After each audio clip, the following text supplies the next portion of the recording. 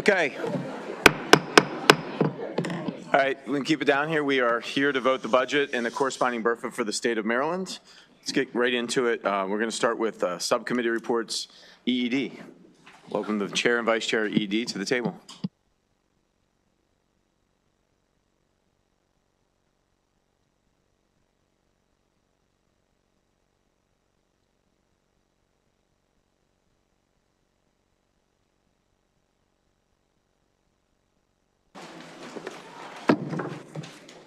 Maybe I should sit here. Madam Chair, welcome. Mr. Vice Thank you, Chair. Mr. Chair. Thank you, Mr. Vice Chair.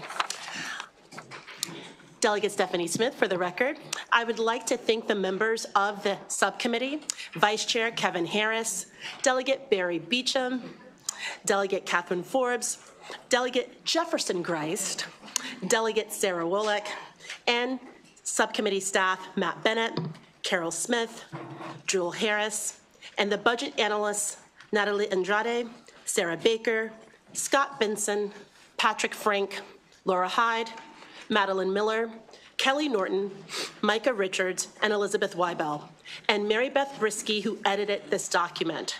Beginning with the Governor's Office for Children on pages 1 through 4, the subcommittee reduced funding to 2 grant programs and adopted narrative requesting a report on the status of managing for results measures. The subcommittee also added language restricting funds pending submission of a report on out-of-home placements. On pages 5 through 7 for the Interagency Commission on School Construction, the subcommittee restricted funds pending the submission of 3 reports on measures of school facilities, development of facility mapping standards, and a letter confirming the submissions of mandated reports. On pages 8 through 10 for the Maryland Stadium Authority, the subcommittee reduced funds for debt service and grants and restricted funds for a specific purpose.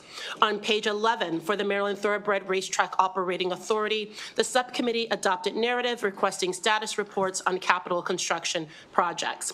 On pages 12 and 13 for West North Avenue Development Authority, the subcommittee added language making funding contingent on legislation and reduced funding for grants to non-governmental entities.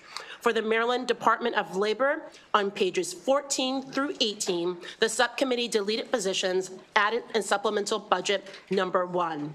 The subcommittee restricted funds pending submission of a report on the status of implementing audit recommendations and deleted funds for a grant program. In addition, the subcommittee adopted narrative requesting a report on the status of performance of unemployment insurance and adding language reducing funding contingent on the failure of legislation. For Maryland State Department of Education headquarters on page 19 through 25, the subcommittee added language to reduce personnel expenditures and deleted positions added in the supplemental budget number 1. The subcommittee adopted 4 pieces of narrative requesting reports on accounting practices, federal stimulus funds, the Maryland Leads program, and the science of reading and state literacy policies. The subcommittee also reduced funding for Maryland School Leadership Academy. On page 26 through 32, are the actions for the MSDE Aid to Education. The subcommittee struck language and reduced funds for the Grow Your Own Educators and Collaborative Time Initiative demonstration grants. The subcommittee also adopted 6 pieces of narrative requests and reports on the non-public placement programs, autism waiver program, child care scholarship program, enrollment and counts for blueprint program, Maryland Comprehensive Assessment Program, and LEA COVID-19 expenditures.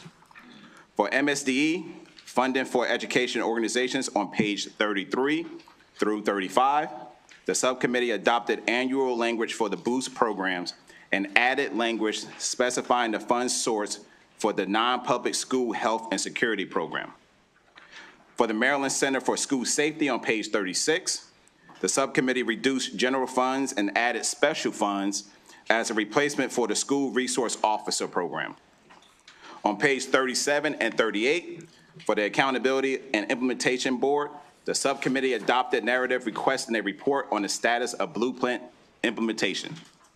For Morgan State University on page 39 and 40, the subcommittee adopted added language restricting funds pending the submission of reports on East North Avenue development and the status of implementing audit recommendations.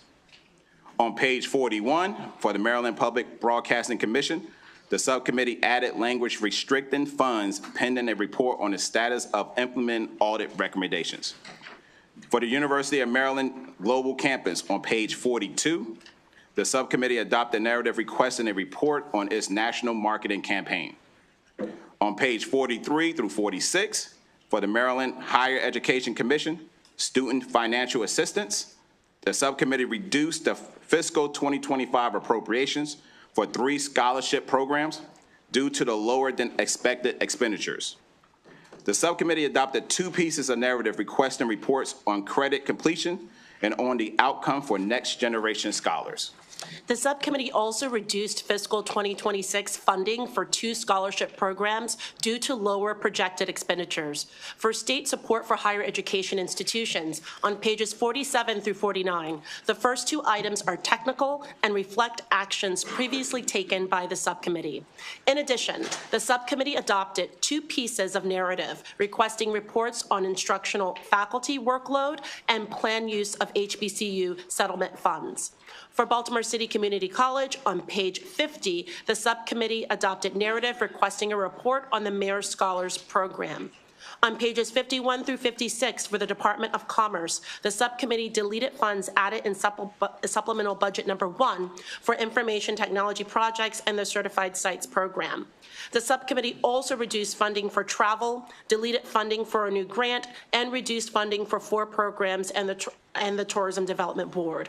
In addition, the subcommittee added language authorizing a transfer of funds contingent on legislation and adopted narrative requesting a report on the use of grant funds. Finally, for the State Reserve Fund, on page 57, the subcommittee reduced funds in the dedicated purpose account for the Sunny Day Fund and added language making the remaining funding contingent on legislation. Mr. Chair, move adoption of the subcommittee report. Second. Okay, the subcommittee report has been moved and seconded. Is there discussion of the subcommittee report? Madam Chair, Mr. Vice Chair, I want to thank you for your hard work. As we speak, I think the President of the United States is dismantling the Department of Education. So the work that you all in your subcommittee has done, particularly in education, but also economic development, is more important than ever. So without further ado, roll call on the Education Subcommittee report. Vice Chair Chang? Vice Chair Chang is a yay. Chair Smith? Yes. Chair Smith is a yay. Delegate Lewis? Yes. Delegate Lewis is a yay. Delegate Shetty?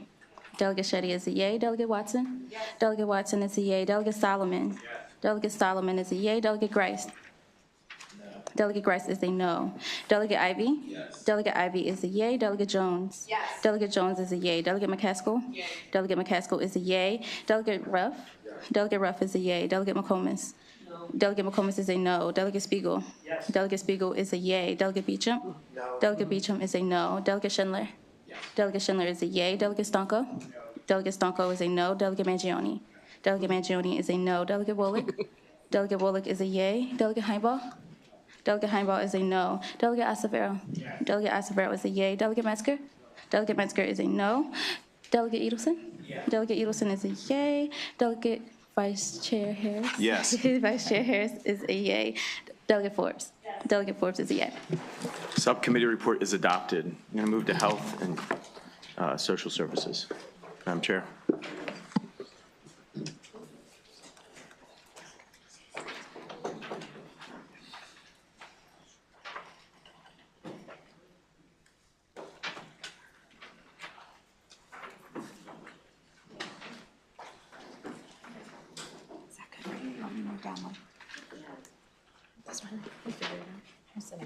Okay. Good afternoon, colleagues.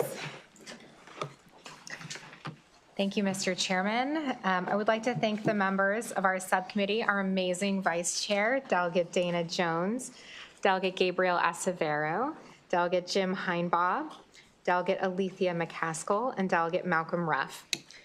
And of course, the amazing Joe Gutberlet, who staffs our subcommittee. Our budget analysts, Natalie Andrade, Scott Benson, Suveksha Bujel, Ann Braun, Naomi Kimura, Victoria Martinez, and Tanya Zimmerman, and Dominic Sinelli, who formatted and edited this report. Beginning on page 1 with the Department of Aging, the subcommittee reduced $900,000 from fiscal 2025 to level fund the senior care program. In the Maryland Commission on Civil Rights, on page 2, the subcommittee adopted narrative requesting a report on the impact of new positions on case assignment and the backlog. On page 3, for the Office of the Inspector General of Health, the subcommittee deleted new positions added in the supplemental budget. On pages 4 and 5, in the Maryland Health Benefit Exchange, the subcommittee reduced funds relating to new positions, adopted narrative requesting a report on the reinsurance program, and added language making a portion of funding for the Young Adult Subsidy Program contingent on the passage of legislation. Actions related to the Maryland Department of Health are on pages 6 through 28. First, in the Health Professional Boards and Commissions on page 6, the subcommittee reduced funds to address a technical error.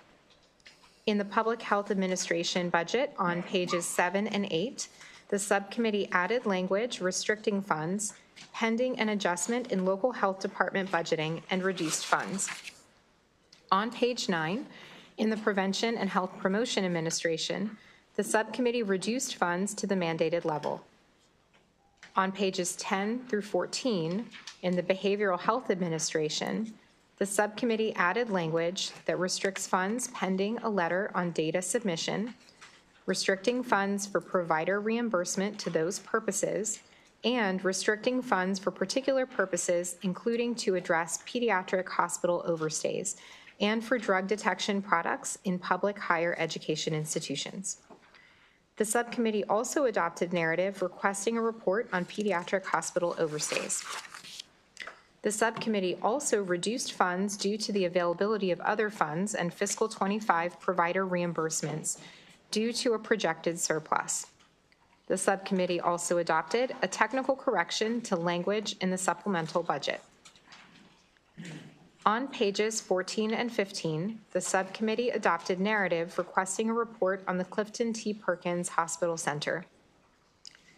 Now for the big one, in the Developmental Disabilities Administration, beginning on pages 16, the subcommittee made a technical correction to language in the supplemental budget.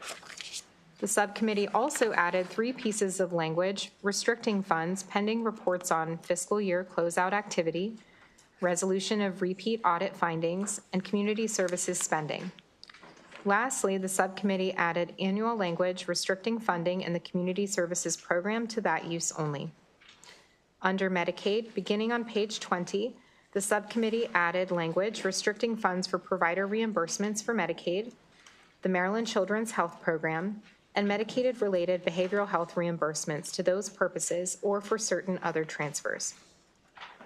The subcommittee also reduced funds for the Population Health Incentive Program to fund rates for managed care organizations at the lowest actuarially sound level, to level fund physician evaluation and management rates, to account for enrollment expectations under Medicaid and the Healthy Baby initiatives, for a fiscal 25 deficiency based on the availability of other funds, and to delete 8 long-term vacant positions. The subcommittee also adopted 5 pieces of narrative requesting reports on the community options waiver data, quarterly Medicaid enrollment, status updates on primary care initiatives, coverage of end-stage renal dialysis services, and certified community behavioral health clinics. Subcommittee actions pertaining to the Department of Human Services are on page 29 through 53. Beginning on page 29 and 30, in the Office of the Secretary, the subcommittee added language restricting funds pending certain fiscal 2025 closeout information. On page 31 through 36, in the Social Services Administration, the subcommittee added 3 pieces of language restricting funds pending reports on hospital and hotel stays, child welfare caseload and staffing data, and managing for results data. The subcommittee also adopted narrative requesting reports on the implementation of the Federal Family First Prevention Services Act and child fatalities. In the Office of Technology, on page 37 and 38, the subcommittee adopted narrative requesting a report on MD Think. On pages 39 through 41, in the Foster Care, Maintenance Payments, and Child Welfare Services, the subcommittee added 3 pieces of annual language restricting funds to those purposes. The subcommittee also adopted narrative on monthly placement data, the foster care provider rate reform, and cost associated with youths placed in hotels. In the assistance payments program, starting on page 42, the subcommittee added language restricting funds to that purpose, reduced funds based on anticipated spending needs for 3 programs, and to reallocate administrative funding, and adopted narrative requesting a report on administrative costs and program participation.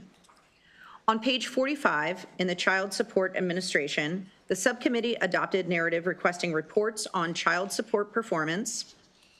In the Family Investment Administration, beginning on page 46, the subcommittee added 3 pieces of language restricting funds pending the resolution of repeat audit findings, submission of quarterly reports, and an update on the status of implementation of a voluntary settlement agreement, and added funds reallocated from a different program for the same purpose.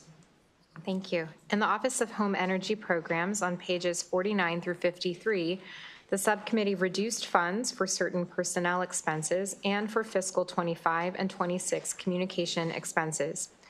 Added 2 pieces of language restricting funds pending a report on application processing and denials, and restricting certain funds to be used only for energy assistance, and adopted narrative requesting managing for results data. In the Department of Housing and Community Development, on page 54, the subcommittee deleted a new position. On page 55, the subcommittee also added language restricting funds pending a report on a meeting to discuss child fatalities. Mr. Chair, we'd like to move the adoption of the subcommittee report. Second. Okay, subcommittee report has been moved and seconded. Is there discussion on the subcommittee report? I do want to thank you and your subcommittee for your hard work. I also want to pause here. We're going to talk a little bit about some of the restorations we were able to make. I want to talk about that at the end. But I think the restoration that you've made here, particularly in DDA, is worth pausing. Madam Chair, particularly you, the Chair of HGO, and our Senate counterparts, and Chair Gazzoni. These restorations of almost $150 million between these and BRFA actions, as well as the full restoration 2025, is going to make a profound difference in people's lives, thousands of people. So for that, we thank you. Your yes vote on this subcommittee report is a yes vote to support the DDA community. Roll call. Thank you. Vice Chair Chang? Vice Chair Chang is a yay. Delegate Smith? Delegate Smith is a yay. Delegate Lewis? Yes. Delegate Lewis is a yay. Chair Shetty? Yes. Chair Shetty is a yay. Delegate Watson? Yes. Delegate Watson is a yay. Delegate Solomon? Yes. Delegate Solomon is a yay. Delegate Grice? No. Delegate Grice is a no. Delegate Ivy? Yes. Delegate Ivy is a yay. Delegate Jones? Vice Chair Jones. Yes. Vice Chair Jones is a yay. Delegate McComas? No. Sorry, McComas. I'm so sorry. McCaskill? Delegate McCaskill? Yeah. Delegate McCaskill is a yay. Delegate Ruff? Yeah. Delegate Ruff is a yay. Delegate McComas? No. Delegate McComas is a no. Delegate Spiegel? Yes. Delegate Spiegel is a yay. Delegate Beecham? No. Delegate Beecham is a no. Delegate Schindler? Delegate Schindler is a yay. Delegate Stonko? No. Delegate Stonko is a no. Delegate Mangione? Delegate Mangione is a no. Delegate Wolick? Delegate Wolick is a yay. Delegate Heimbaugh? Delegate Heimbaugh is a, I'm sorry, you're a yay? Okay, Delegate Heimbaugh is a yay. Delegate Acevero? Delegate Acevero? Yes. Delegate Acevero is a yay. Delegate Metzger? Delegate Metzger is a no. Delegate Edelson? Yes. Delegate Edelson is a yay. Delegate Harris? Yes. Delegate Harris is a yay. Delegate Forbes? Yes. Delegate Forbes is a yay. Subcommittee report is adopted. Transportation and the environment. To say some positive things about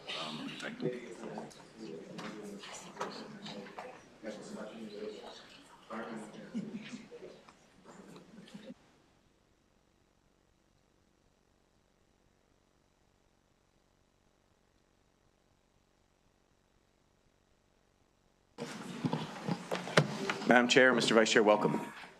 Good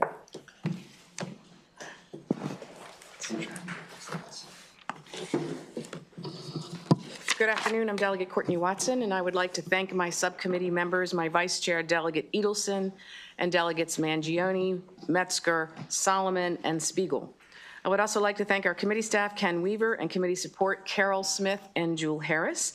And we have a lot of gratitude for our DLS budget analysts, Scott Benson, Suveksha Bujal, Andrew Gray, Steve McCullough, Samuel Quist, Yashadora Rai, and Elizabeth Weibel, and Lily Davison, who edited this document.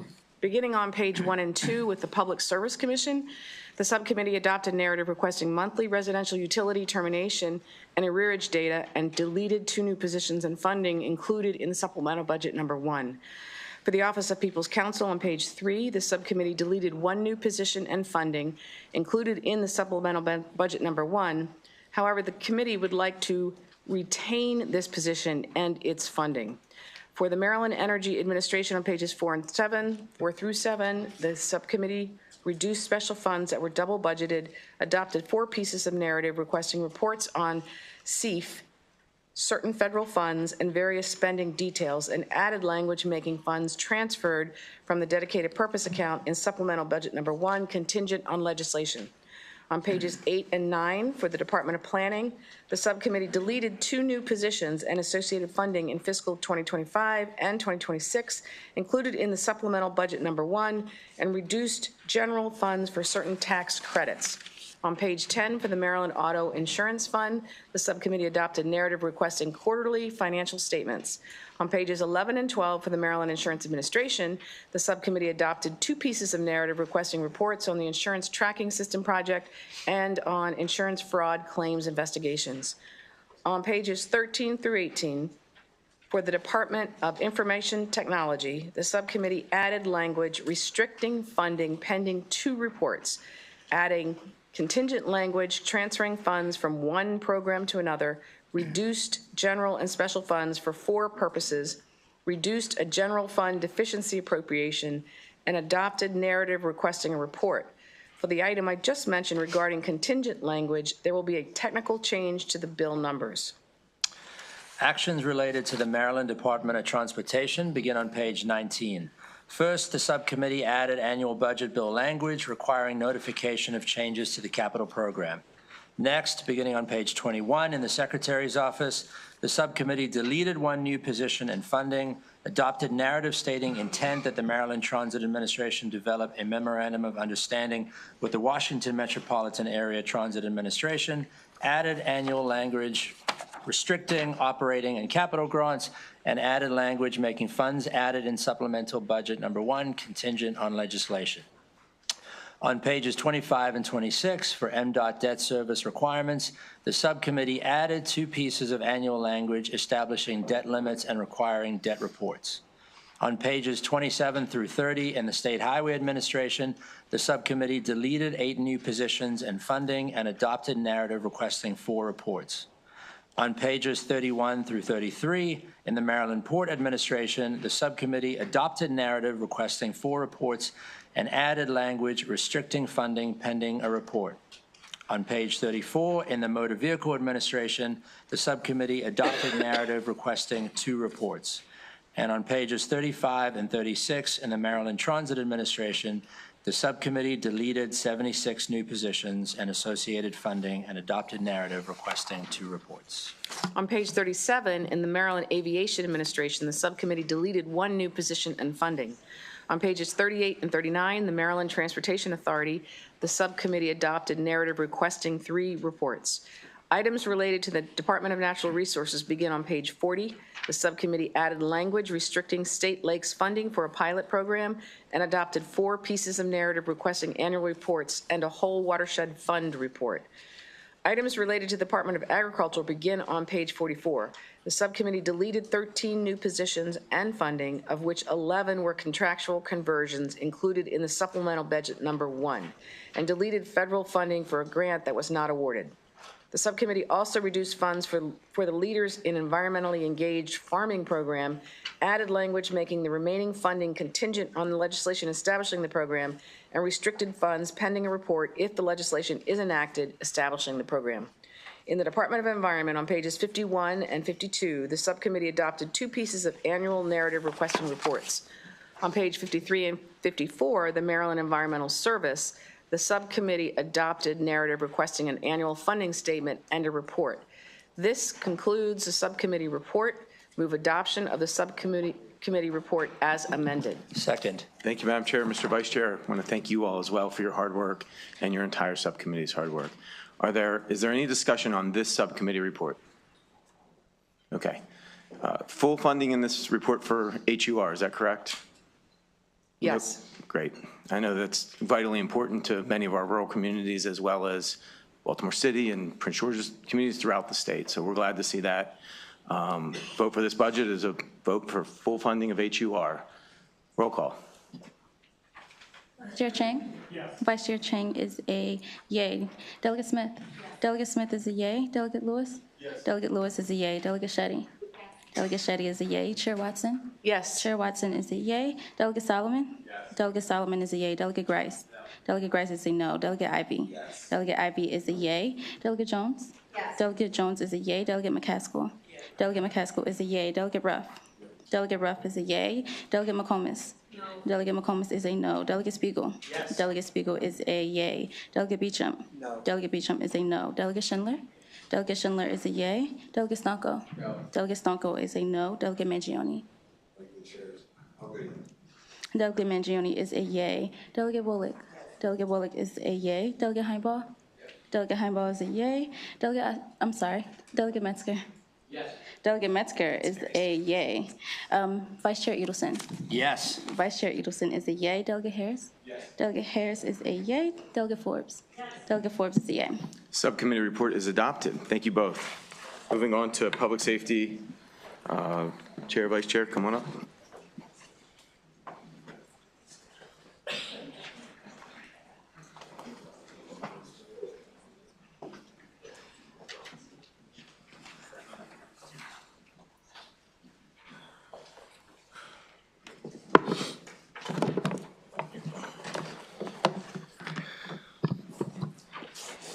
Thank you, Mr. Chairman. I would also like to extend a special thanks to the members of the subcommittee, including my vice chair, Delegate Julian Ivey, vice chair of our full committee, Delegate Mark Chang, one of our newest members, Delegate Matt Schindler, Delegate Susan McComas, and of course, Delegate Stonko, as well as Ken Weaver, who staffs our subcommittee, and all of your staff who have assisted in our scheduling. I'd also like to thank the budget analysts, Catherine Barber, Scott Benson, Jacob Cash, Andrew Gray, Madeline Miller, Jacob Polikoff, David Propert, Yashadar Rai, Micah Richards, and Elizabeth Wabel, as well as Brett Ogden and Benjamin Norman for helping to format and edit this document. Hopping in on pages 1 through 7 in the judiciary, the subcommittee added language deleting 5 new positions and restricting funds for the implementation of the DeWolf versus Richmond and restricting funds for the appointed attorney program pending submission of a report. The subcommittee also reduced general funds by approximately $7.3 million for 12 different purposes. The subcommittee adopted 6 pieces of narrative requesting reports.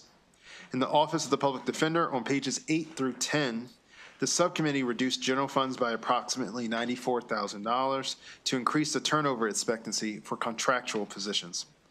On page 11 in the Office of the Attorney General, the subcommittee adopted narrative requesting a report on access to counsel and evictions implementation, funding, and costs. In the Uninsured Employers Fund on page 12, the subcommittee adopted narrative requesting a report on the need of a third-party administrator. On page 13, in the Workers' Compensation Commission, the subcommittee reduced special funds to increase the budgeted turnover rate. On pages 14 and 15 in the Board of Public Works, the subcommittee reduced funds to better align with current needs. The subcommittee also adopted 2 pieces of narrative requesting information related to the Maryland Zoo and data to support forecasting payments to erroneously confined individuals. In the Governor's Executive Department, on page 16, the subcommittee deleted 2 new positions. On pages 17 and 18 in the Governor's boards, commissions, and offices, The subcommittee added language restricting funds pending a report on agency MBE participation attainment and liaison surveys, and adopted committee narrative requesting a report. In the Governor's Office of Crime Prevention and Policy on pages 19 through 22, the subcommittee added 2 pieces of language restricting funds pending the Victims of Crime Act report and an annual report, and adopted committee narrative for a report on previously authorized funds. The subcommittee also deleted 3 new positions and associated funding. In the State Board of Elections on pages 23 and 24, the subcommittee deleted special funds for a new major IT project and adopted 2 pieces of narrative related to major IT projects. On pages 25 through 27, in the Military Department, the subcommittee adopted 2 pieces of narrative requesting reports. The subcommittee also deleted 5 long-term vacant positions. In the Maryland Department of Emergency Management, on pages 28 through 30, the subcommittee adopted 3 pieces of narrative requesting reports and deleted 2 new positions. In the Department of Veterans and Military Families, on page 31, the subcommittee adopted 2 pieces of narrative requesting reports. On page 32 of the Office of Administrative Hearings, the subcommittee adopted narrative requesting expanded MFR reporting on the use of alternative dispute resolution techniques. On pages 33 and 34, and the Comptroller of Maryland, the subcommittee adopted 2 pieces of narrative requesting reports. In the Alcohol, Tobacco, and Cannabis Commission on page 35, the subcommittee adopted narrative requesting submission of MFR measures for cannabis violations and confiscated contraband. On pages 36 and 37, in the State Department of Assessments and Taxation, the subcommittee added language restricting funds pending a status report on an IT project and adopted narrative requesting a report on staffing. On page 38, in the Property Tax Assessment Appeal Boards, the subcommittee adopted narrative requesting updated MFR data. In the Department of Service and Civic Innovation, on page 39, the subcommittee deleted new positions and associated funding. On pages 40 through 46, in the Department of Public Safety and Correctional Services Administration and Offices, the subcommittee added language restricting funds for 5 purposes. The subcommittee also adopted 3 pieces of narrative requesting reports and 1 piece of narrative requesting expanded MFR reporting on correctional program participation. On pages 47 through 52, in the corrections area of Department of Public Safety and Correctional Services, the subcommittee added language restricting funds pending submission of a report, added language reducing funds due to anticipated liquidated damages, and adopted 3 pieces of narrative requesting reports. In the pretrial detention and services area of the Department of Public Safety and Correctional Services, on page 53, the committee added language restricting funds pending a report. On page 54, in the Department of Juvenile Services, the subcommittee added language to restrict funds to reopen a facility as an adolescent drug treatment center. On pages 55 through 58, in the Department of State Police, the subcommittee deleted new positions and double budget funds, reduced funding based on anticipated spending, adopted committee narrative on the department's consent decree and federal grants, and added a section restricting funds pending the annual uniform crime report. That concludes our subcommittee report. Motion to adopt the subcommittee report. Second. Okay, motion to adopt the subcommittee report's been seconded. Thank you both for your hard work and your subcommittee. Any discussion on this subcommittee report? Mr. Chair, it's my understanding you did reject supplemental police grant cut. That was rejected in your budget? That is correct. That's important. And you also rejected a cut to 25 new public defenders, is that right? That is correct. That's kind of balance I think that is really important here. We want to make sure communities are safe in this example while also making sure people get their due process. So I think that's a really laudable. Thank you for that. Any other discussion on this budget? I understand that we may be able to take a voice vote on this budget. That's good. We might not have an education budget, a transportation budget, or a health budget, but at least we're going to have a public safety budget, right, Delegate? Not that simple. Okay, not that simple. All in favor say aye. Aye. Opposed, raise your hand. This budget passes. Moving to capital budget. Pago. Mr. I think you're still here.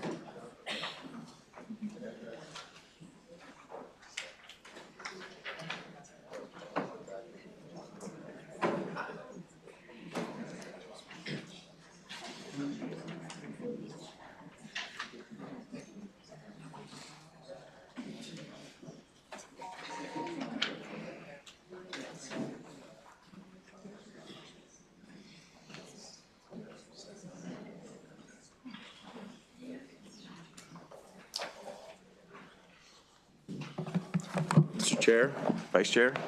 The big show for you is next week, but we do have some PAYGO decisions, so. Great. Thank you very Yes, much, sir. Mr. Chairman and members of the House Appropriations Committee. I would like to thank the members of the subcommittee. Special thank you to the Vice Chair, Delegate Jazz Lewis, Delegate Catherine Forbes, Delegate Jefferson Grice, Delegate Julian Ivey, Delegate Rick Metzger, Delegate Emily Shetty, Delegate Stephanie Smith, Delegate Gerald Solomon, and Delegate Courtney Watson. Also the committee counsel Matt Bennett and Joe Gutblad, and the committee support Carol Smith, budget analysts Scott Benson, Andrew Gray, Laura Hyde, Madeline Miller, David Propert, Leshador Rye, and Elizabeth Weibel, and Lily Davidson, who edited this document. On page 1 in the Department of Natural Resources, the subcommittee restricted $3.5 million in program open space state funding for a grant to the city of Hyattsville. Move the adoption of the subcommittee report. That concludes the subcommittee report. Second. Okay. Thank you, Mr. Chair. Thanks for all your hard work, and also the hard work you're doing right now and when we get to GO. Any discussion of this subcommittee report? All right. All in favor, say aye. Aye. Opposed, raise your hand. Okay, subcommittee report is adopted. Thank you both. Going to move now, once the Vice Chair gets back up here, I think we're going to do full committee decisions. So, well, come on up. Tanya.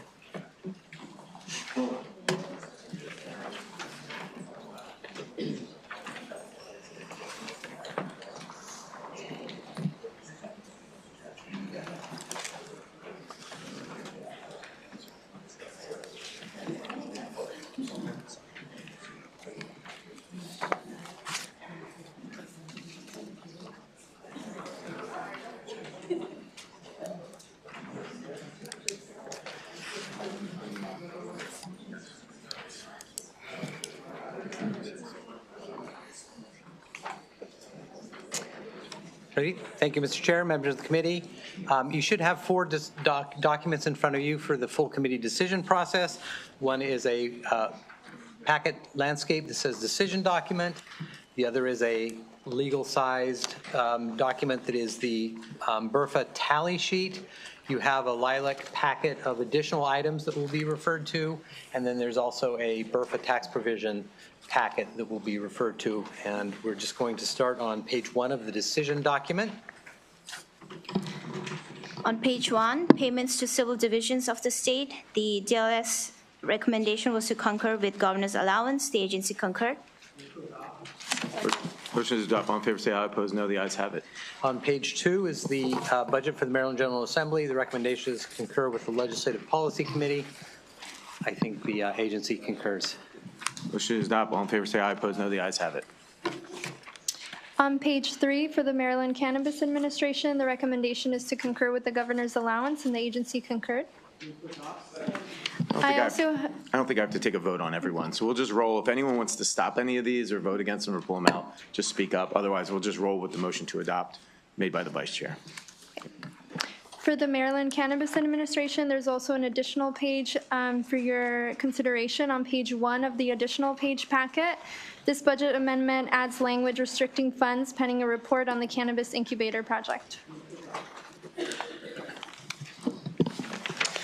On page 4, the first recommended action for the Department of General Services is to restrict $50,000 of general funds pending a report on agency relocations from State Center in Baltimore City, and the agency concurs. On page 5, the second recommended action is to adopt committee narrative requesting a report on the status of vacant positions, and the agency concurs. Move to adopt. The third recommended action is to delete funding for 12 new positions that were vacant as of December 31st, 2024, and the agency disagrees. Move to reject. On page 6 of the additional page packet. Hold on one second. We want to have a discussion on that. To read. Motion was to reject. Any further discussion? All in favor, say aye. Any opposed, raise your hand. Delegate Grice, Delegate McComas, Delegate Beecham, Delegate Stanco, Delegate Mangione, Delegate Metzger, Delegate Heimbaugh. Appreciate it. On page 6 of the additional page packet, there's a budget amendment that restricts $150,000 of general funds pending a report on the agency's new grant management system. Okay. On page 7 of the additional page packet, there is committee narrative requesting a report on energy performance contracts. Move to adopt. the Department of Public Safety and Correctional Services function for community supervision begins on page 6 of the white packet.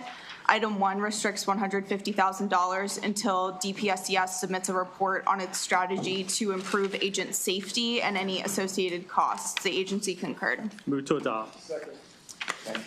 Moving to page 8 of the additional packet, there is an additional DLS recommendation to add language that makes $428,790 in general funds for body-worn cameras for agents contingent on the enactment of legislation allowing their use. Move to adopt. On page 9 of the additional packet, there's an additional item containing intent language that body-worn camera policies be the mandatory subject of collective bargaining with the union. The item also restricts $150,000 pending a report on costs and training associated with body-worn cameras. Move to adopt. Second. Moving back to the original document, on page 7, item 2 is narrative requesting a report on DPP agent caseloads. The agency concurred. Move to adopt. Second. On pages 7 and 8, item 3 is narrative requesting a report on the agency's plan to implement a new risk assessment tool. The agency concurred. Move to adopt. The public debt is on page 9. The first action is a DLS recommendation to reduce this by $2.9 million for unnecessary debt service funds. Agency disagrees. Mr. Chairman, move to modify to cut $27 million.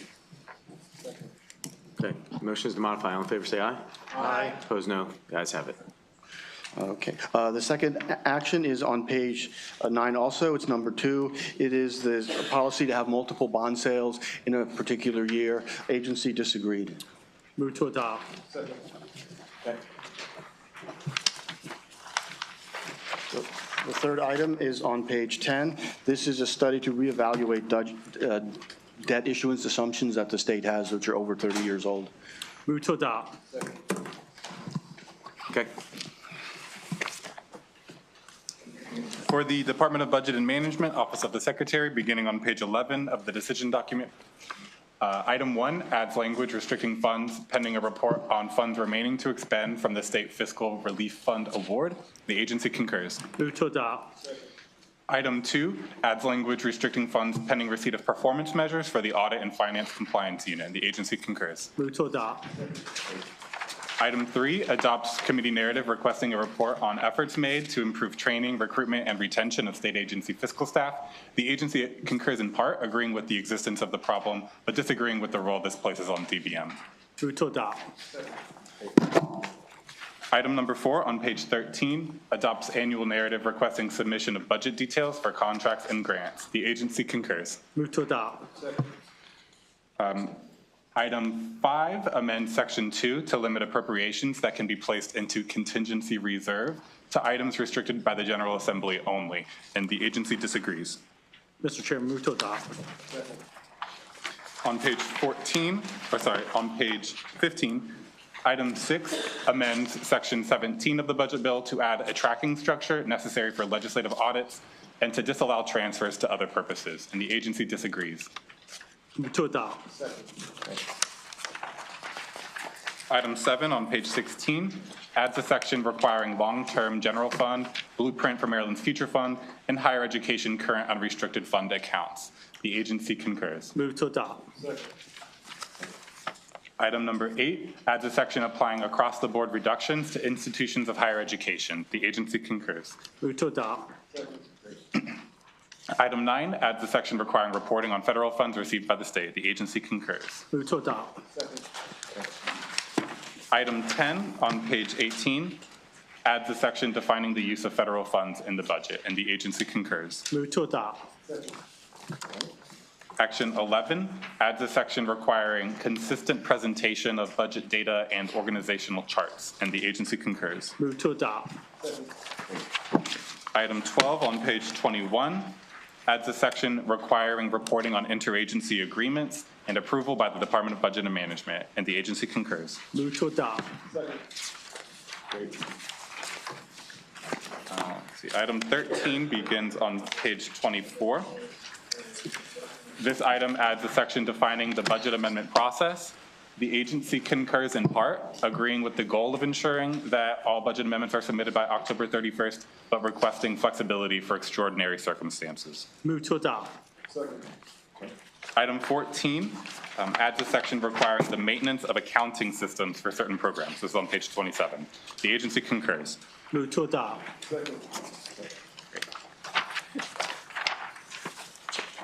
Now moving to the Department of Budget Management personnel.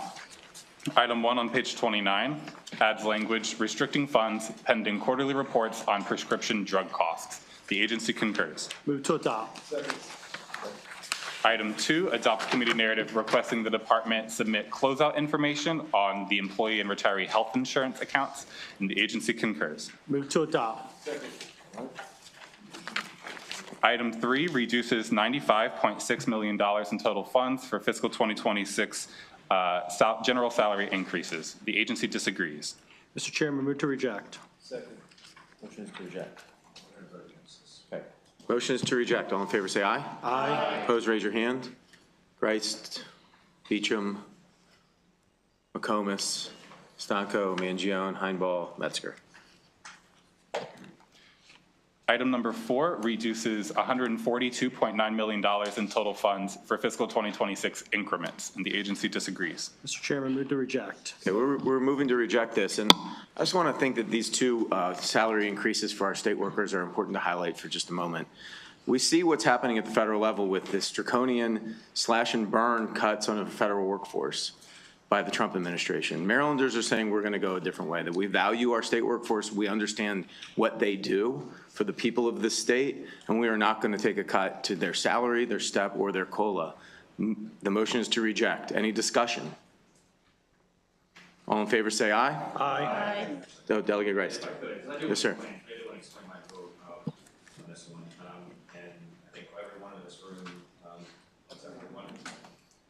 I think most of us have voted for the last several budgets. I voted for the last 10 budgets, which also included a tremendous number of salary increases, in particular over the last several years.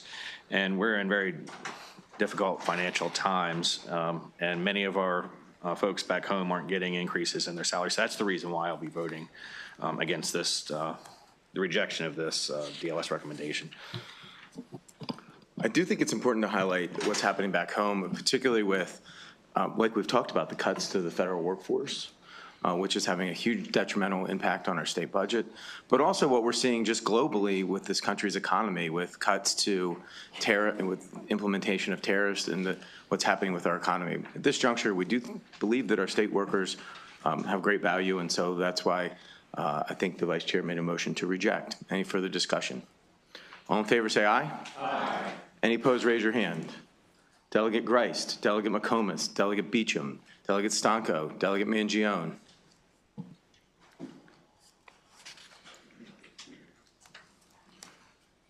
So moving on, we're still on page 31 of the decision document packet. Item number 5 adopts narrative requesting a report on the funding of the supplemental retirement match. The agency concurs. Mr. Chairman, move to adopt. On page 32, item number 6 adds a section for annual language restricting the movement of employees into abolished positions. The agency concurs. Move to adopt. Item number 7 adds a section requiring monthly reporting on the state's workers' compensation account held by the Injured Workers Insurance Fund. The agency concurs. Move to adopt. Item 8 on page 33 adds a section for the annual rule of 100 limit on position creation. The agency concurs. Move to adopt. Item 9 adds a section for annual language requiring a report on state positions. The agency concurs. Move to adopt. Item 10 adds a section for annual language requiring reporting of employee and retiree health insurance receipts and spending. The agency concurs. Move to adopt. Item 11 adds a section reducing funding for judiciary employee merit raises. The agency disagrees. Move to adopt.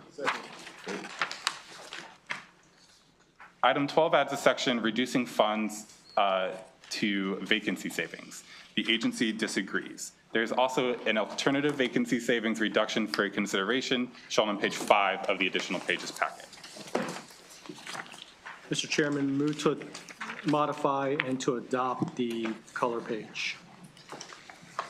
Okay, motion to adopt the color page. Okay. In addition, on page 3 of the additional pages packet, there is committee narrative requesting a report on a job sharing feasibility study. Move to adopt. In addition, on page 4 of the same packet, there is committee narrative requesting a statewide report on the use of overtime. Move to adopt. Now on page 39 of the decision document packet, the DLS recommendation for the state retirement agency is to concur with the governor's allowance, and the agency concurs. Move to adopt. On the next page, for the Maryland supplemental retirement plans, DLS recommends concurring with the governor's allowance. The agency concurs. Move to adopt. On the state reserve fund, on page 41 of the decision document, this begins with item number 5. This is a technical change, and there is a alternative version of this technical change that appears on page 11 of the additional pages packet. This just reflects the cuts to the DPA that are currently being considered. Mr. Chairman, move to modify and adopt the color page. Item number 7 on page 4, excuse me. Probably 3, so that way we don't have to do this. Okay, sure, all right. All right. Page 11. It's going to support the DLS recommendations to take these cuts, though, is what I'm saying, for the next several. I just wanted, for time purposes, I just wanted to, sure, fair enough. We can do a consent calendar on some of these on the next few. So items 7, 8, 9, 11, and 12, and 14 have all been moved to the agency budgets by supplemental number 1. So these recommendations can all be rejected by the full committee. Okay, consent calendar, everyone good? Yes. All in favor, say aye. Aye. Opposed, no, the ayes have it. Great. Now, item 10 on page 42. This is the funding that stayed in the DPA after supplemental took effect. DLS recommended reducing the Capital of Quantum initiative by $1.75 million, reflecting the growth over time of their personnel costs. The agency disagrees, and GBM and University of Maryland College Park advised that would have some adverse effects. Mr. Chairman, move to reject.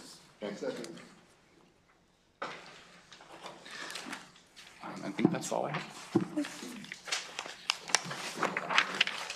Moving to page 12 of the additional page packet in the Developmental Disabilities Administration. This budget amendment adds language to the deficiency appropriation specifying cost containment items that DDA cannot implement in fiscal 2025. The first is relating to the state-only funded services requiring individuals to apply to a DDA-operated Medicaid waiver program and requires DDA to continue providing services to ineligible individuals. The second and third specify that DDA cannot eliminate the geographical differential or the LIST program. Mr. Chairman, move to adopt.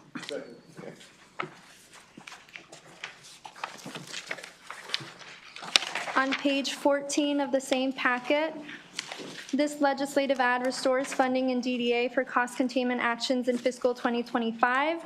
There's a total of $34.2 million general funds to fully restore funding for reasonable and customary wages, dedicated support hours, and the wage exception process. Move to adopt. On page 15, this budget amendment adds language specifying cost containment actions in fiscal 2026. The same language is added to 2026 relating to state-only funded services, and it also specifies that DDA cannot implement a policy to direct transitioning youth into the traditional model. Move to adopt. Okay.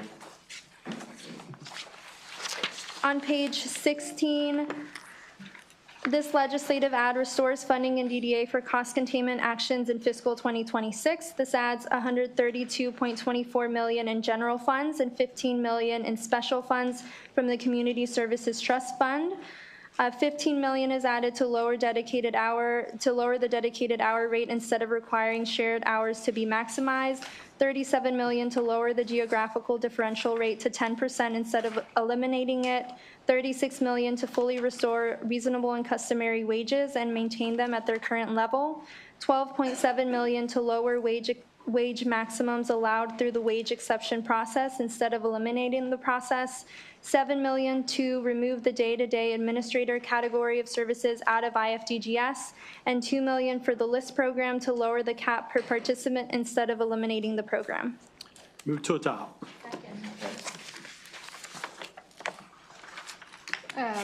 Turning to page 19 of the additional pages, these would be DDA-related BRFA amendments. So page 19 modifies the statute around the LIST program to establish a cap of no less than $500 instead of $2,000. Move to adopt. And on page 20, this action would expand the allowable uses of the Community Services Trust Fund to include provider reimbursements, which would allow the funding that you adopted. Move to adopt. Back on page 17 of the additional pages, this action, this page contains two actions. So there was funding for the Hagerstown Public Safety Project Feasibility Study. In supplemental budget number 1, it was moved from the dedicated purpose account to the Department of General Services capital appropriation. The study is not capital eligible, so it deletes the funding in the capital project and adds it to an operating grant. Move to adopt.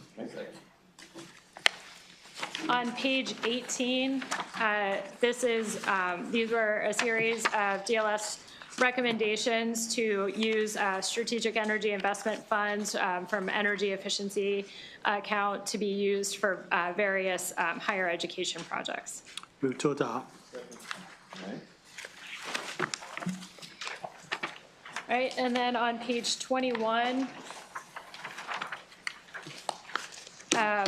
this action would reduce $97 million across the board and is a placeholder for reductions that are expected in a supplemental budget number 2. Move to adopt. Second. Okay, turning to the BRFA tally sheet, the long kind of legal size paper.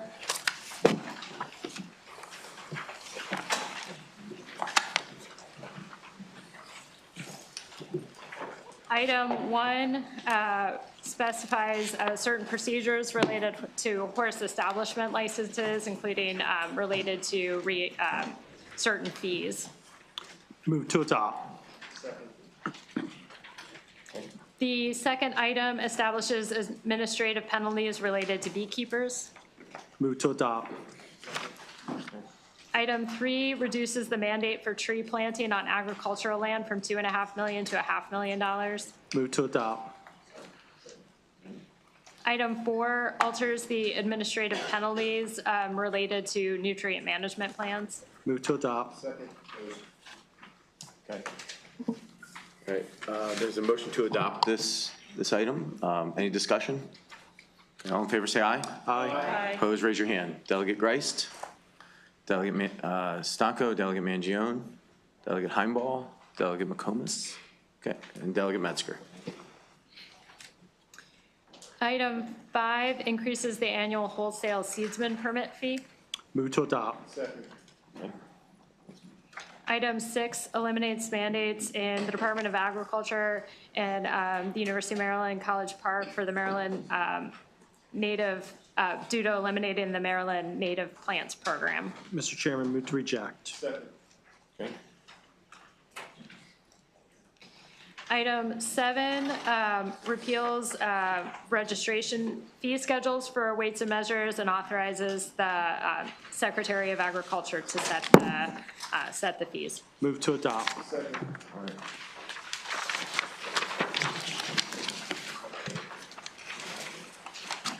Item 8 changes the mandate for the Social Equity Partnership Program to special funds instead of general funds, and expands the authorized uses of the special fund to include the program. Move to adopt. Item 9 changes the mandate for the Consumer Protection Division to be special funds instead of general funds. Move to adopt. On page 22 of the additional pages, these two actions are DLS recommendations for the Office of the Attorney General to alter the contingent legislation to more closely reflect the action in the BRFA. Move to adopt. Item 10, back on the BRFA tally sheet, expands the allowable uses of the Securities Act Registration Fund. Move to adopt. Second. Item 11 alters the funding requirement for the Victims of Crime funding to a mandate of $35 million instead of an aggregate of $60 million when combined with the federal funds. Mr. Chairman, move to reject. Second. Item 12 eliminates the mandate for the Maryland Watermen's Microloan Program in fiscal 2026. Move to adopt. Second. Item 13. On this one, item 12? Okay, we want to vote on item 12. Any discussion? In favor, say aye. Aye. Those to reject, raise your hand. Delegate Rice, Delegate McComas, Delegate Beecham, Delegate Mangione, Delegate Heimbold, Delegate Metzger.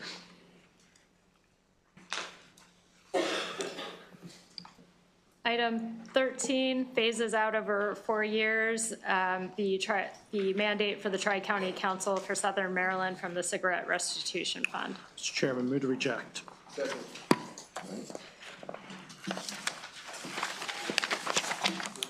Item 14 eliminates the distribution from the uninsured motorist penalty to the Driver Education and Public High Schools Fund. Move to adopt.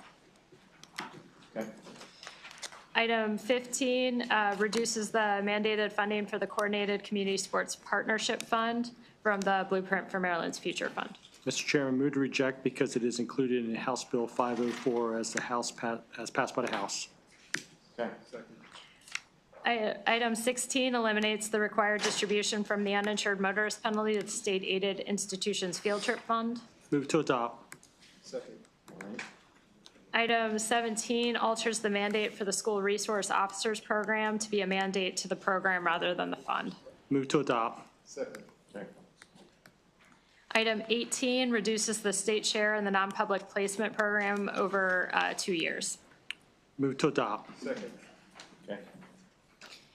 Item 19 eliminates the funding formula for St. Mary's College of Maryland after fiscal 2025. In 19 administration alternative, DBM proposed striking the provision. Move to reject. Second. Okay. On page 4, item 20,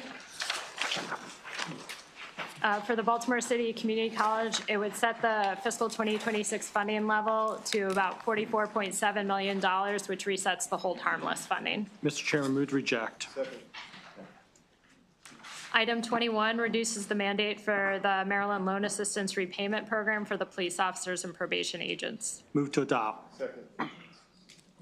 Item 22 reduces the mandate for the Maryland Police Officers and Probation Agents Scholarship Program to $200,000. Move to adopt. Second. Item 23 authorizes MDE to establish sediment and erosion control fees for certain certification and training. Move to adopt. Second. Item 24 increases existing fees for the Wetlands and Waterways Program and establishes some new fees. Move to adopt. Second. Okay. Item 25 alters and increases the registration fees for rental dwelling units paid by owners of properties affected under the reduction of lead risk and housing statute. Move to adopt. Second. Item 26 increases the initial application fee and related to the voluntary cleanup program. Move to adopt. Okay. Item 27 increases and alters certain licenses and permit fees related to the Surface Mine Land Reclamation Fund. Move to adopt. Item 28 authorizes the Department of Planning to use an additional $340,000 of the $6 million of program open space funds that goes to the Maryland Heritage Areas Authority program in fiscal 2026 only. Move to adopt. 29 removes the prohibition on the Developmental Disabilities Administration setting a limit on the amount of the individual directed and family directed goods and services program and under the self-directed services. Move to adopt. Item 30 eliminates a prohibition on using the waiting list equity fund to supplant funds for certain activities. Move to adopt.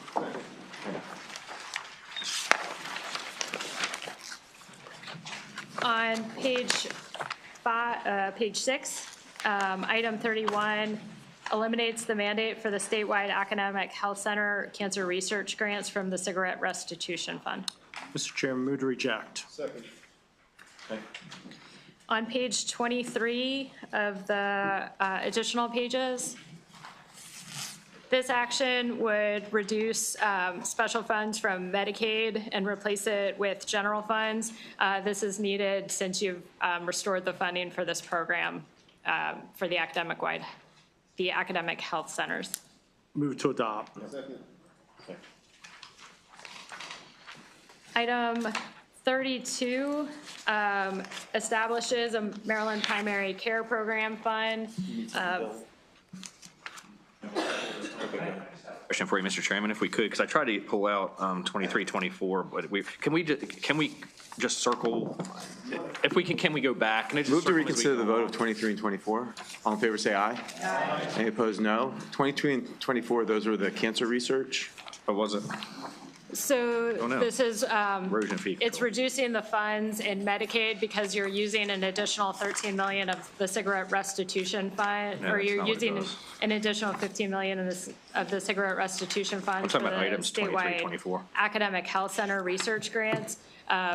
There's a limited pool of funds, so you Right. have to delete. So we've restored academic research grants, vitally important, I think. Mr. Chairman. Particularly, again, given where we are with the federal government and them cutting research grants, so state is doing what we can to support these research grants. Did you want to oppose restoration of those research grants, Delegate? Not at all. That's not Okay. what I was referring to. I was referring to items 23 and 24. And my question for you is, can we just continue to go through this and then just read right through it, and then we can circle and come back and revisit 23 and 24. 23 is a, it's a new, they're fee increases through MDE. Yeah, Is so what it they was were. 23 and 24 on the Burford tally sheet. On the Burford tally Yeah. sheet? Yep. Yes, Okay. that's what I was referring to. I think it would be faster and more efficient if we just go through the whole thing, and then if we can just circle some things that we On can 23 and 24 on the Burford tally sheet, we've moved to reconsider those votes. All in favor of the motion made by the Vice Chair, say aye. Aye. Any opposed, raise your hand. Delegate Greist, Delegate Mangione, Delegate Heimball, Delegate Metzger, Delegate Beecham. Okay, and we'll pull out the next item, Mr. Chairman. We reconsidered here, but we'll slow down a little bit, but you're going to have to do them as we come up, okay, Delegate? All right, fair enough. Okay. I'll be very loud when I do it.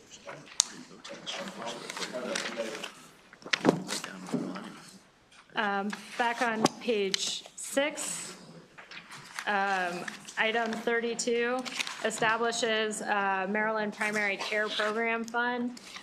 In 32 technical, this was some technical corrections to the name of the fund and certain other changes. Page 24 and continuing on to page 25 presents the technical corrections. It also provides additional specification on the assessment, the source of the assessment funds. Mr. Chairman, move to adopt.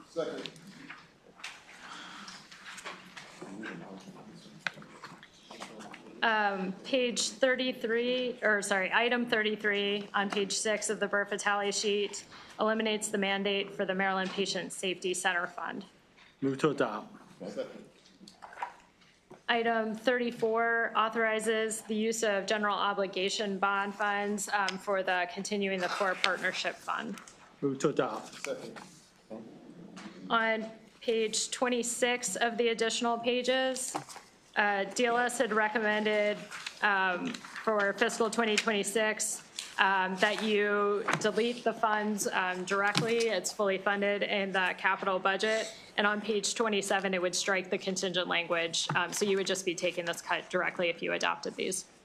Mr. Chairman, move to adopt.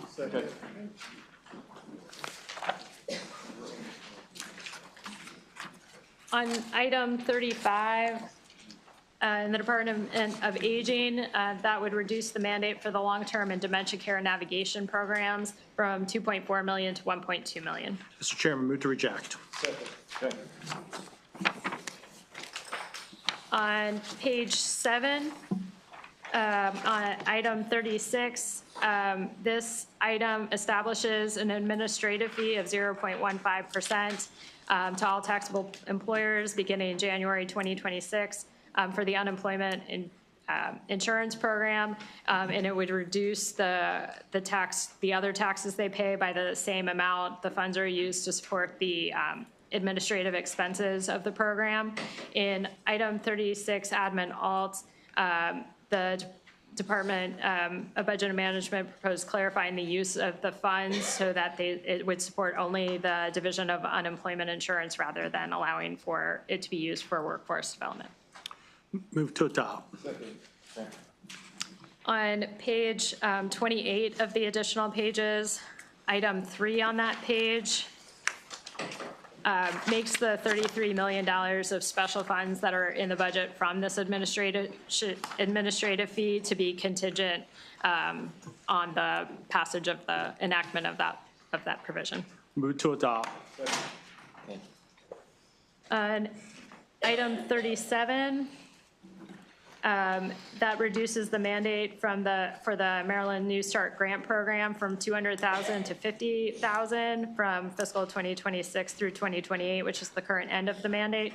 In 37 technical, that modifies the provision to begin the change in fiscal 2025 as there's a deficiency appropriation that is contingent on this action. Mr. Chairman, move to adopt with the technical amendment. Second. Okay. Item 38 reduces the mandate for the Construction, Education, and Innovation Fund by about $94,000. Move to adopt. On page 8, item 39 reduces the mandate for the Career Pathways for Healthcare Workers program from $1 million to $500,000 beginning in fiscal 2026. In 39 technical, that would modify the provision to begin it in fiscal 2025 instead of 2026 because of a deficiency appropriation that's contingent on this. Move to adopt with the technical amendment. Second. Item 40 phases out over 2 years the mandated funding for the teacher retirement supplemental grants. Move to adopt. Second. Okay. Item 41 increases the cap on 2 contingency funds in the Maryland Environmental Service. Move to adopt. Second. Okay. Item 42 eliminates the mandate for the Maryland Maryland Forestry Education Fund. Move to adopt. Second. Item 43 expands the allowable uses of the Chesapeake Atlantic Coastal Bay's 2010 Trust Fund to support $10.5 million of DNR operating expenses in the annual budget bill. DLS had recommended an alternative that modifies the provision to provide no limitation on the amount that could be used to support operating expenses. Move to adopt. Second. Okay. Are you adopting the administration proposal or the DLS alternative? We're adopting item number 43 and rejecting the DLS alternative.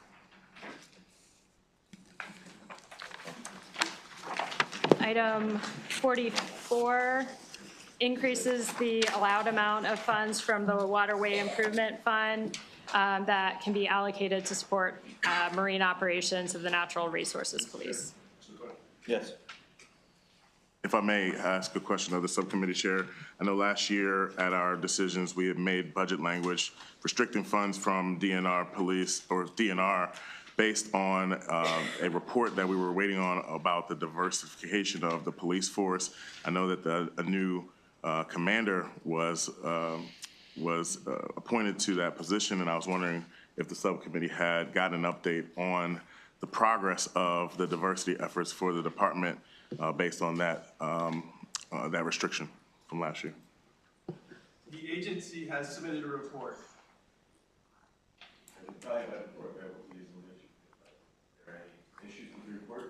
As a great member of this committee, I'm sure the agency will be happy to follow up with you very quickly. In fact, the secretary is in the audience here, and I'm sure can pass that along.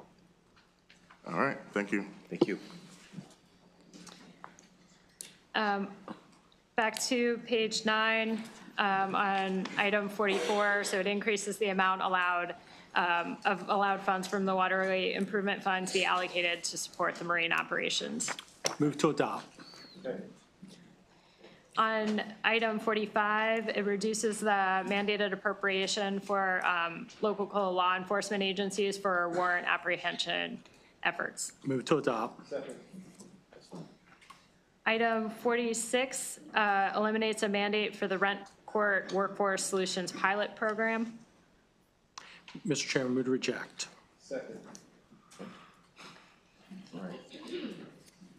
Item 47 eliminates a requirement that 20% of the amount included in the budget for the Information Technology Investment Fund be set aside for expedited projects. Move to adopt. Second. On page 29 of the additional pages, there was, in the budget as introduced, there was about $14 million reduction contingent on that provision. DLS recommended in the first year of the funding, while the department is still setting up criteria, that the entire amount of funding be deleted, and recommended striking the language that made the reduction contingent, since we had recommended a larger reduction. Move to adopt. Second. Item 48 sets the amount of the revenue volatility adjustment to 0 through fiscal 2029. Move to adopt. Second. Item 49 eliminates the requirement that the governor specify how expenditure reductions be applied across agencies. In 49 DLS Alt, we recommended authorizing that for fiscal 2026 only. Mr. Chairman, move to adopt 49 DLSL alt so that this waives the requirement in fiscal 2026 only. Second.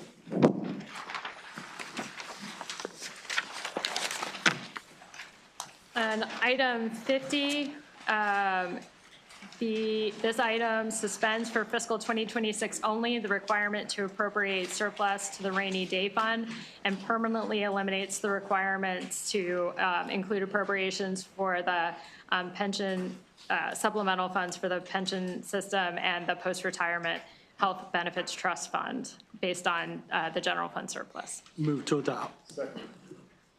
On page 30 and then 31 of the additional pages, for all 3 of those items, DLS had recommended taking the reductions directly in the budget and then striking the contingent language. Mr. Chairman, move to adopt. Second.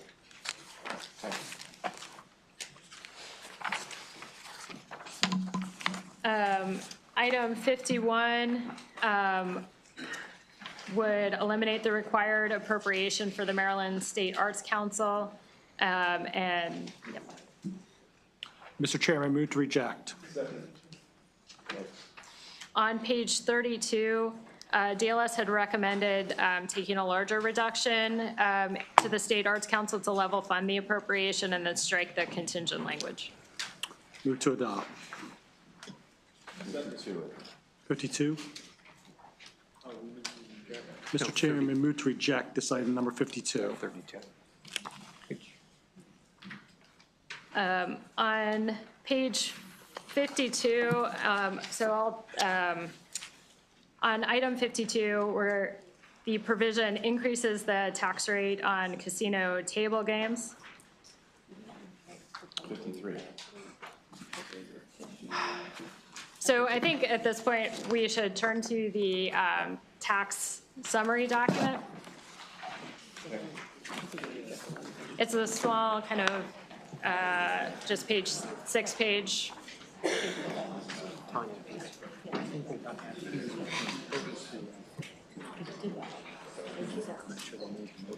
Yep. Sorry, we just want to clarify on, so on provision 51, I think you had rejected the provision for the eliminating the State Arts Council. On page 32 of the decision document, of the additional pages, DLS had recommended taking a larger reduction and striking the contingent language, and we think that maybe there hadn't actually been a motion on that, so we wanted to clarify. What number on page 32? It would be both 9 and 10, so it would be taking Chair. a larger reduction and then striking the contingent language. Thank you so much for the clarification. Mr. Chairman, on these items here, move to reject. Second. All right, so on to the tax summary. Which is the, it's the thin packet. The thin packet here. Everyone have a chance to the thin packet here, tax summary, between BRFA items. So it provides a number of items on here related to various tax provisions. So the first item on the page relates to the income tax. It would repeal the phase-in of the standard deduction. This was included, that part was included in the governor's proposal and the BRFA is introduced. It would increase the standard deduction by 20%. It would phase out itemized deductions for federal adjusted gross income above $200,000 by applying a 7.5% phase out. It would add 2 new tax brackets for the taxable income over $500,000. This was part of the governor's proposal as introduced, and similarly, as introduced, the proposal was to modify the child tax credit to phase out rather than having a cliff at $15,000, and it would include that provision as well. On the capital gain surcharge, so it would establish a new 2% surcharge on capital gains income in excess of $350,000. 1.25% of that would go to the general fund and 0.75% to the transportation trust fund. On sports wagering, it would increase the tax rate from 15% to 20%, with the increase going to the general fund. For sales tax, it would establish a sales tax on data and IT services with a tax rate of 3% and distribute the revenue to the general fund. There are 2 items related to repealing sales tax exemptions. The first would repeal the exemption for sales of photographic and artistic material used in advertising. The second repeals the exemption for the sales of precious metal coins or bullion over $1,000, but there would be an exception for sales at the Baltimore City Convention Center. For the cannabis tax rate, it would increase the rate from 9% to 12%. For vending machines, it would apply a 6% sales tax to vending machine sales. For the film production activity tax credit, it would reduce the cap for fiscal 2026 from 20 million to 12 million. It was already set to go to 12 million beginning in fiscal 2027. It would allow the local, the maximum local income tax rate to be increased. It would increase the maximum local income tax rate from 3.2% to 3.3%. Then turning to page 2. These are some revenues for the transportation, some additional revenues for the Transportation Trust Fund. It would increase the excise tax on vehicles to 6.8%.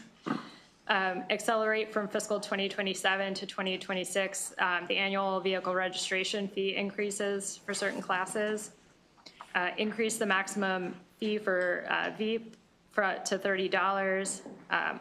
It would change the definition of historic for the historic tags to vehicles older than the 1999 model rather than 20 years. It would repeal the excise tax exemption and establish an excise tax rate of 3.5% for short-term vehicle rentals, and double the fees for the certificate of title. And then on page 3, it would reduce the trigger for a lower tax credit for certain seniors based on the revenue estimates decline.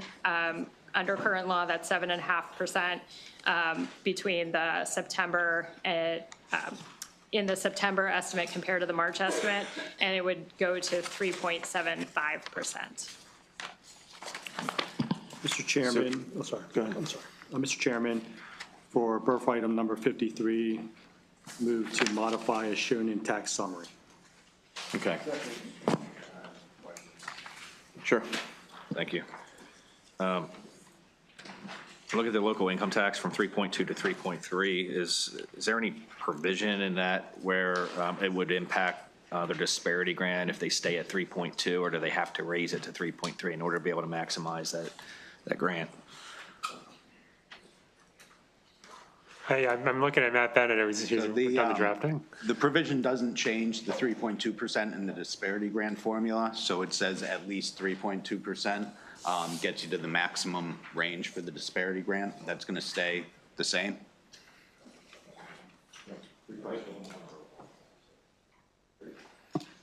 So, as a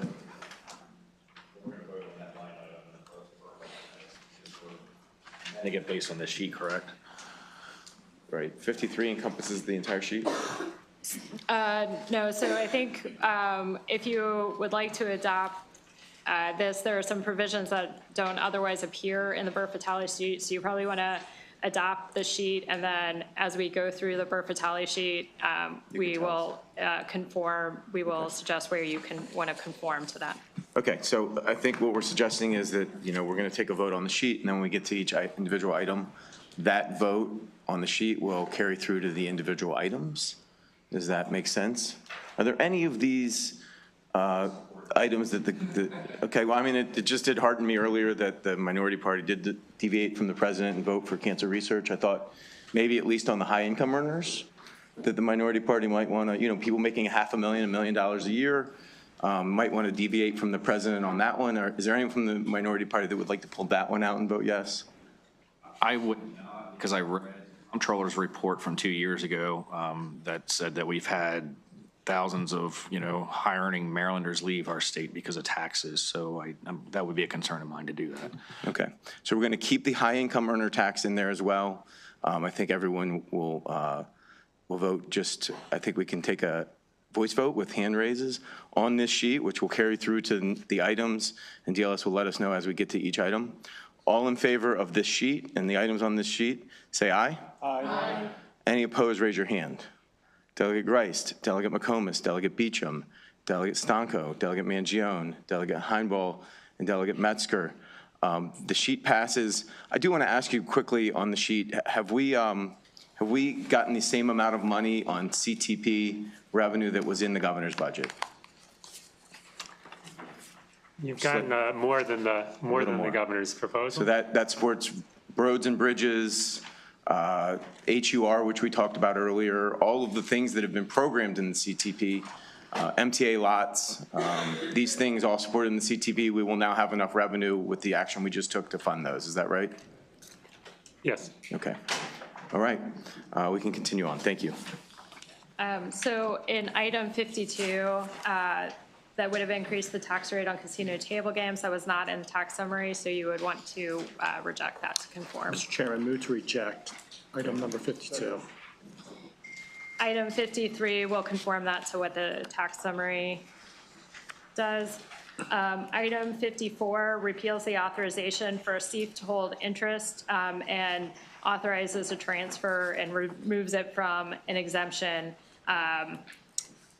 from interest being directed to the general fund. Move to adopt. Item 55 on page 11 expands the allowable uses of the SEIF to include costs associated with air and radiation administration in MDE. Move to adopt. Item 56 expands the allowable uses of the Performance Incentive Grant Fund to include $1 million of operational expenses for the Correctional Ombudsman. Move to adopt. Item 57 reduces the mandate for the Maryland Service Year Option Pathway in fiscal 2026 only and changes participation targets in the Young Adult Service Year Option Pathway. Move to adopt. Item 58 reduces by $97.7 million beginning in fiscal 2026 the state share of employer pension contributions for teachers for local school systems and community colleges. DLS had recommended increasing that so that it would reduce the entire amount. Page 33, and then which continues on to page 34, is the provision as it was introduced, but with technical amendments that relate to how the funds would be paid and the timing of when they would be paid. Mr. Chairman, for BRFA item number 58, adopt. For item number 58, DSL alt reject. And for the color page, adopt. On pages 35 and 36, you would, to conform to the action you just took, you would want to reject both of those as they related to the DLS recommendation. Mr. Chairman, move to reject.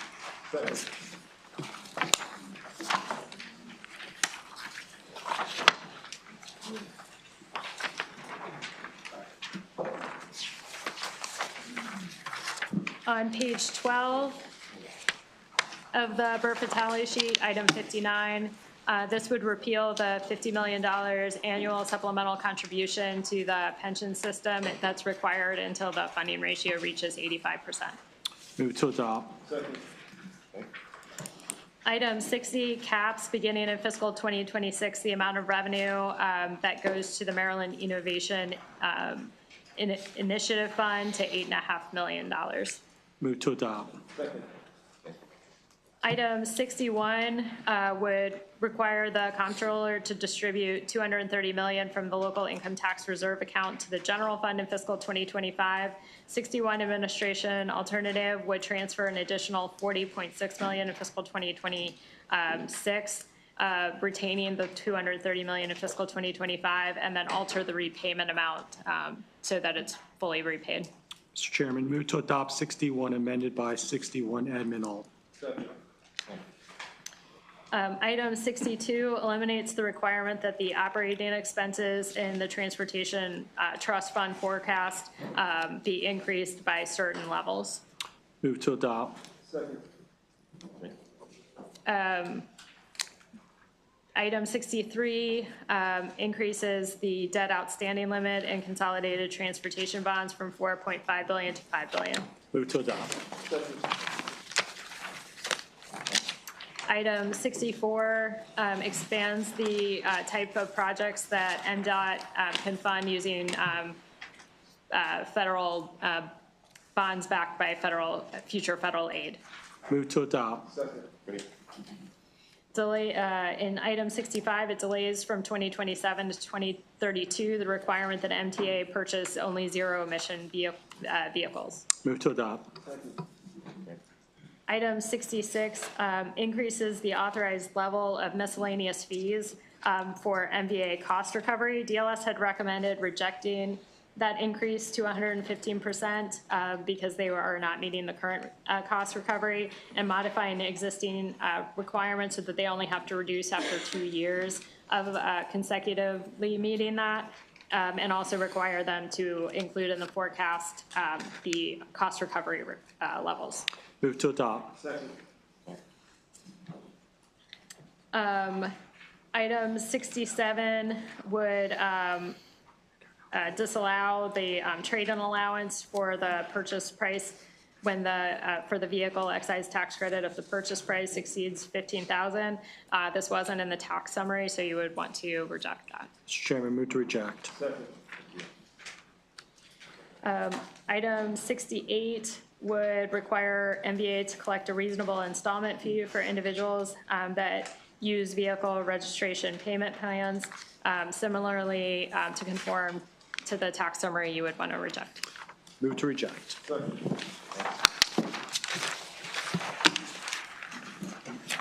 Item 69 is the acceleration of the vehicle registration fee increases. To conform to the tax summary, you would want to adopt this item. Mr. Chairman, move to adopt transportation revenues on tax summary. Item 70 expands the allowable uses of the MEMSOP in fiscal 2025 and 2026 only to support general operations of the State Police Aviation Command. Move to adopt. Item 71 would impose a retail delivery fee. This was not part of the tax summary, so to conform, you would want to reject. Mr. Chairman, move to reject. Item 72 would authorize the increase of the VEEP fees to $30. This was part of the tax summary, so you would want to adopt them. Mr. Chairman, move to adopt transportation revenues on tax summary. Item 73 would reduce the estate tax exemption and repeal the inheritance tax. DBM had proposed an alternative related to some funding related to the registers of wills. And that was not part of the tax summary, so to conform, you would want to reject these items. Mr. Chairman, on Burford item number 73 and 73 admin alt, reject both.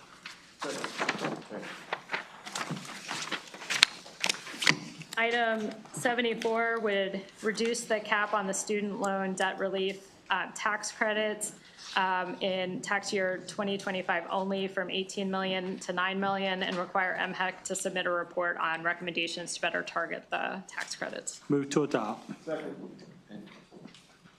Item 75 would require reversion to the general fund of excess revenue, excess funding for the Maryland More Jobs for Marylanders Tax Credit Reserve Fund and transfer 4.3 million. In 75 administration alternative, they proposed a revised version of this that would still transfer the 4.3 million, but change kind of how the timing of and how the funds go to the general fund. Mr. Chairman, move to adopt 75 admin alt, which replaces Burford number 75. Item 76 increases beginning in fiscal 2026 the local cost share for certain property valuation for SDET costs from 50% to 90%. Move to adopt. Item 77 would phase out the enterprise zone property tax credit. The 77 administration alternative, which is at the top of the page, would allow it to continue but phase out the state contribution. Mr. Chairman, on Burford item number 77 and also number 77 admin alt, reject both items.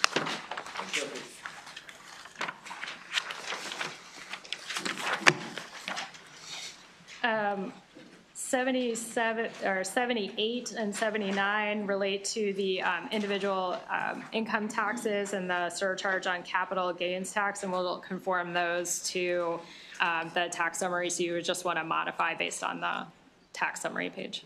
Mr. Chairman, for Burford number 78 and number 79, modify as shown on tax summary. Keep the vote the same. Yep. On item 80, this would phase in a reduction to the corporate income tax over 2 years beginning in 2027 and require combined reporting in that same time frame, beginning in 2028. Mr. Chairman, for Burford number 80, modify to adopt combined reporting but no changes to tax rates. Same vote. These are all on the main sheet, right? This one is not. This one's not, okay. We'll take a vote on this then. All in favor say aye. Aye. Opposed, raise your hand. Can I just say everyone from the minority party? Okay. Everyone from the minority party. All the Republicans on the committee are no. Item 81 increases the tax rate on cannabis sales. This one you would want to modify based on the tax summary. Move to modify as shown on tax summary. This one we did vote on. Item 82 increases the Medicaid deficit assessment over 2 years, 50 million in fiscal 2025, another 50 million in fiscal 2026. Move to adopt. Item 83 eliminates a one-time mandate in fiscal 2025 of 12 million for the 988 trust fund because there's a surcharge in place that now covers these costs. Move to adopt. Second. Item 84 repeals the requirement that the Department of Health apply for federal planning, development, and implementation grant funds related to certified community behavioral health clinics. Move to adopt. Second. Item 85 eliminates the mandated funding for the Public Broadcasting Commission. Move to reject. Second. Item 86 would have repealed the Low Intensity Support Services Program. DBM has proposed striking the provision, and an action you took earlier, you actually modified the program, so you would want to reject item 86. Mr. Chairman, move to reject birth item number 86.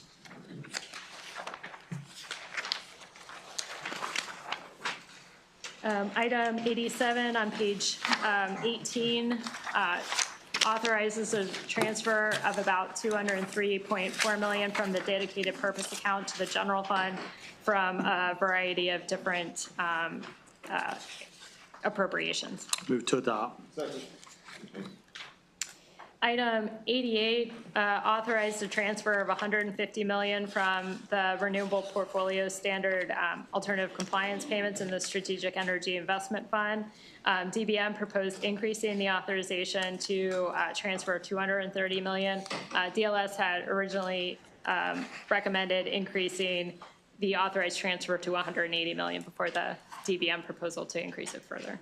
Mr. Chairman, move to adopt 88 admin alt to transfer $230 million. Second. Item 89 authorizes the transfer of $9 million from the Resilient Maryland Revolving Loan Fund to the general fund. DLS had recommended increasing the transfer to $12 million in 89 DLS. Mr. Chairman, move to adopt birth item number 89 and reject birth item 89 DLS. Item 90 authorizes a transfer of $7 million from the Maryland Police Training and Standards Commission Fund to the general fund. Move to adopt. Item 91 authorizes a transfer from the Maryland Innovation Investment Tax Credit to the general fund. Move to adopt. Second. Item 92 authorized a transfer of $5 million from the Securities Act Registration Fund to the general fund in fiscal 2025. On page 37 of the additional pages, this would replace that transfer with $5 million from the Mortgage Loan Servicing Practices Settlement Fund. Mr. Chairman, for birth item number 2, move to reject and replace with the additional page, adopt. Second. Item 93 authorizes a transfer of $4.9 million from the Violence Intervention and Prevention Program Fund to the general fund in fiscal 20. Move to adopt. Item 94 would authorize a transfer of $4 million from the Rape Kit Testing Grant Fund to the general fund. Mr. Chairman, move to reject. Second. Item 95 would authorize the Department of Health to transfer funds among programs with an improved budget amendment in fiscal 2025 and 2026. DLS recommended striking that provision. Mr. Chairman, move to reject birth item number 95 and also to adopt 95 DLS. Item 96 authorizes in fiscal 2026 only the use of up to $16.4 million from the program Open Space Land Acquisition balance for operating expenses for the Maryland Park Service. Move to adopt. Item 97, authorize the transfer of $10 million from the Maternal and Child Health Population Health Improvement Fund to the general fund. DLS had recommended increasing the authorized transfer to $14.1 million. Mr. Chairman, for birth item number 97, move to modify to transfer 13.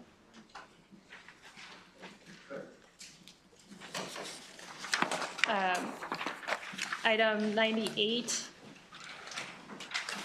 the provision as introduced would authorize a transfer of a total of $4 million from 9 Health Occupation Board fund balances to the Behavioral Health Administration. DLS had recommended increasing that to about $10.1 million. On pages 38, continuing on to page 39, this is a alternative version of that, which would increase the transfer to about $9.5 million and change the boards from which change the amounts in the boards from which the transfers would occur. Mr. Chairman, for birth item number 98, move to modify transfers amount shown on additional pages.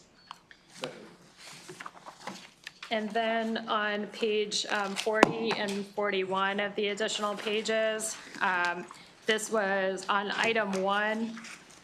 Based on the action that you just took, you would want to modify item 1 to conform the amount that is contingently reduced to the amount that you just authorized to be transferred. Move to modify to increase to $9.48 million. And then in item 6, this just is a technical change to, because the original language on the special fund appropriations specified specific boards, this makes it more general since there are different boards now. Move to adopt the technical change. Back to the BRFA tally sheet. Item 100, DLS additional, would authorize a transfer of $20 million from the Land Records Improvement Fund to the general fund in fiscal 2026. Move to adopt. In 101, DLS additional, this would require the local governments to be responsible for 50% of any payments owed to any individual for any new erroneous conviction settlements entered into by BPW beginning in fiscal 2026. Move to adopt. Item 102, DLS additional, would authorize a transfer of $30 million from the administration account within SEIF to the general fund. Move to reject. Item 103, DLS additional, would reduce the required distribution from the state lottery fund to the major sports and entertainment events, sport and events entertainment program fund from the amount necessary to bring the fund balance to $10 million to $5 million. Move to adopt. 104, DLS additional would reduce the statutory distribution of lottery revenues to the Montgomery County Bus Rapid Transit by $10 million annually, and then restore the funds with $10 million from the Transportation Trust Fund. Mr. Chairman, move to adopt along with the additional pages. Sorry, I overlooked a couple pages. Let me find Pages 49, 50. 49. There are two related items to this. They're related to the Bus Rapid Transit Program.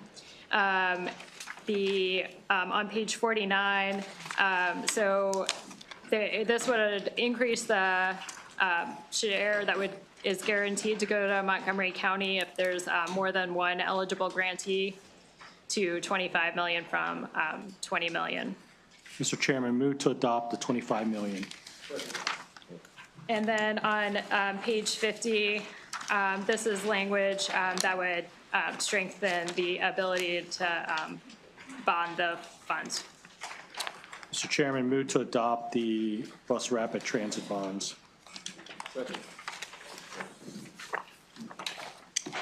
Back on the BRFA tally sheet, item 105, DLS additional, authorizes the use of funds received from litigation related to the cigarette restitution fund that's placed in a separate account to support Medicaid expenses in fiscal 2026 only. Move to adopt. On page 42 of the additional pages, item number 2 reduces general funds in the Medicaid program by $25 million because this would allow it to be replaced with cigarette restitution funds. Move to adopt. And while we're on that page, item 6, that related to general funds that were budgeted for the Maryland Primary Care Fund. The supplemental budget already removed these funds, so you would just want to reject this recommendation. Move to reject. Back on the BRFA tally sheet, item 106 DLS additional would prohibit an increase in fiscal 2026 the Interagency Rates Committee from increasing rates for providers whose rates are set by the Interagency Rates Committee. These are like group home, foster care group homes, and child placement agencies. Move to adopt. Item 107, DLS additional, reduces the percentage of video lottery terminal proceeds allocated to the person dedication account from 6% to 5%, and allow the funds be distributed to the general fund in fiscal 2026 and 2027, and then blueprint beginning in fiscal 2028. Move to reject. There was a contingent reduction that DLS had recommended in the Department of Labor based on that item, and so you would want to reject that contingent language as well. That was back on page 28, item 2.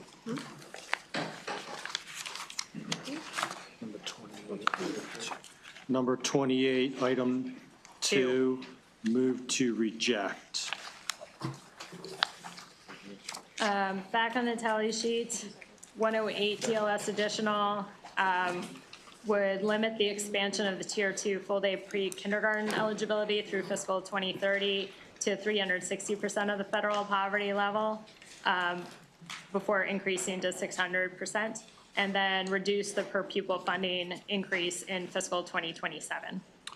Mr. Chairman, on item number 108, DLS additional, move to reject. On 109 DLS additional, this would eliminate the Sellinger formula and replace it with a grant program based on financial need with funding of about $36.7 million. Move to reject. Item 110, DLS additional, you adopted this as part of the tax summary, so you would want to adopt this. Move to adopt. Item 111 would authorize a transfer of about 10% of the state supported balances from the USM institutions to the general fund. Mr. Chairman, move to reject.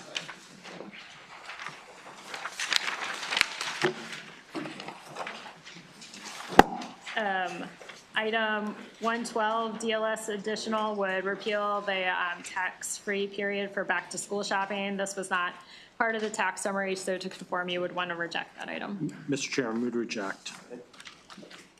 113, DLS additional, would repeal the sales tax exemption for the precious metal coins or over $1,000. This was in the tax summary, so you would want to modify that based on the tax summary to provide the exemption for the convention center. Mr. Chairman, move to modify to make an exception for events held at the Baltimore City Convention Center.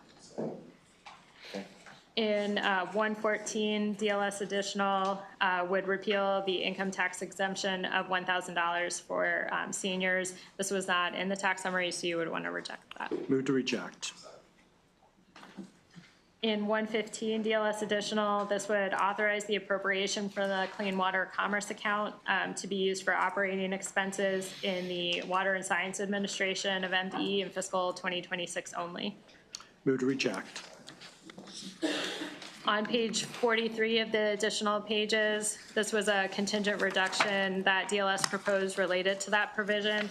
So to conform with the action you just took, you would want to reject this page as well. Mr. Chairman, on the additional pages, number 43, move to reject. Back on the tally sheet for item 116, that would reduce the mandated appropriation for the Community College Promise Scholarship Program from $15 million to $10 million. Mr. Chairman, move to modify to reduce the mandate to $12 million. 117 DLS additional would increase the state transfer tax on certain high-value properties. This was not in the tax summary, so you would want to reject that too. Move to reject. Item 118, DLS additional repeals the distribution of the state lottery funds for a grant to the Maryland Humanities Council. Move to reject. 118, DLS additional would repeal the exemption of snack food from the state sales and use tax. This was not on the tax summary, so you would want to reject that as well. Move to reject. 120, DLS additional expands the allowable uses of the Senior Prescription Drug Assistance Program to include depositing funds in the health reimbursement account of certain state retirees enrolled in Medicare Part D. Move to adopt. On page 44 of the additional pages, this reduces the general fund appropriation and authorizes, makes the special fund appropriation that's already in the budget contingent on the legislation. So it would allow for the reduction of the general funds because of the availability of special funds since you adopted the provision. Mr. Chairman, for BRF item number 121, DLS additional, modify as shown as additional page adopt. I think you still need to vote on page 44 of the additional pages. On the additional page, move to adopt.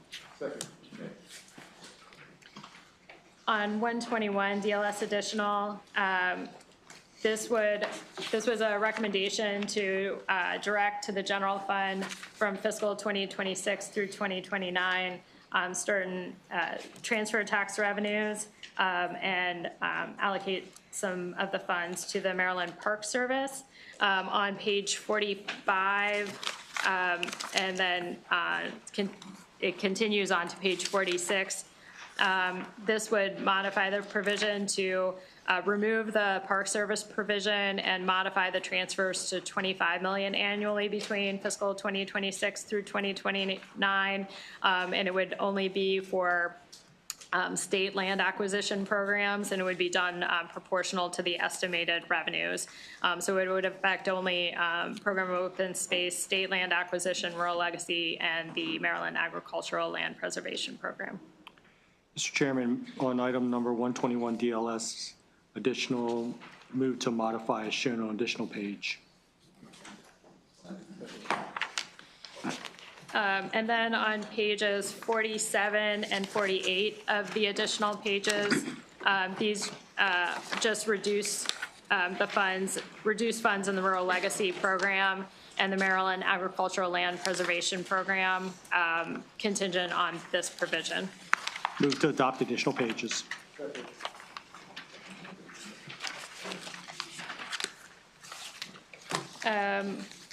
Back on the tally sheet, these were additional administration proposals. So 501 administration additional would authorize rather than require unexpended funds from the provided to core service agencies, local addiction authorities, and local behavioral authorities or community providers that were spent at the end of the fiscal year to remain with the entities. Move to adopt. Item 502, administration additional would modify the eligible uses of the Board of Nursing Fund to remove a prohibition on the use of the funds for infrastructure fund operations. It only applies in fiscal 2025 based on current law related to that prohibition. Move to adopt.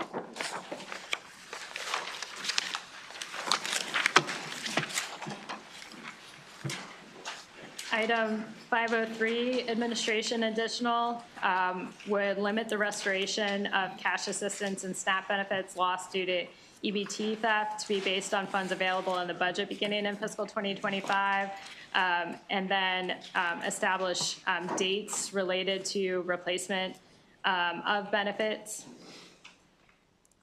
Mr. Chairman, for item number 503, admin additional, move to modify to only limit the restoration to funds available in the budget beginning in fiscal 2025, but reject the setting of dates for replacement benefit claims. Second.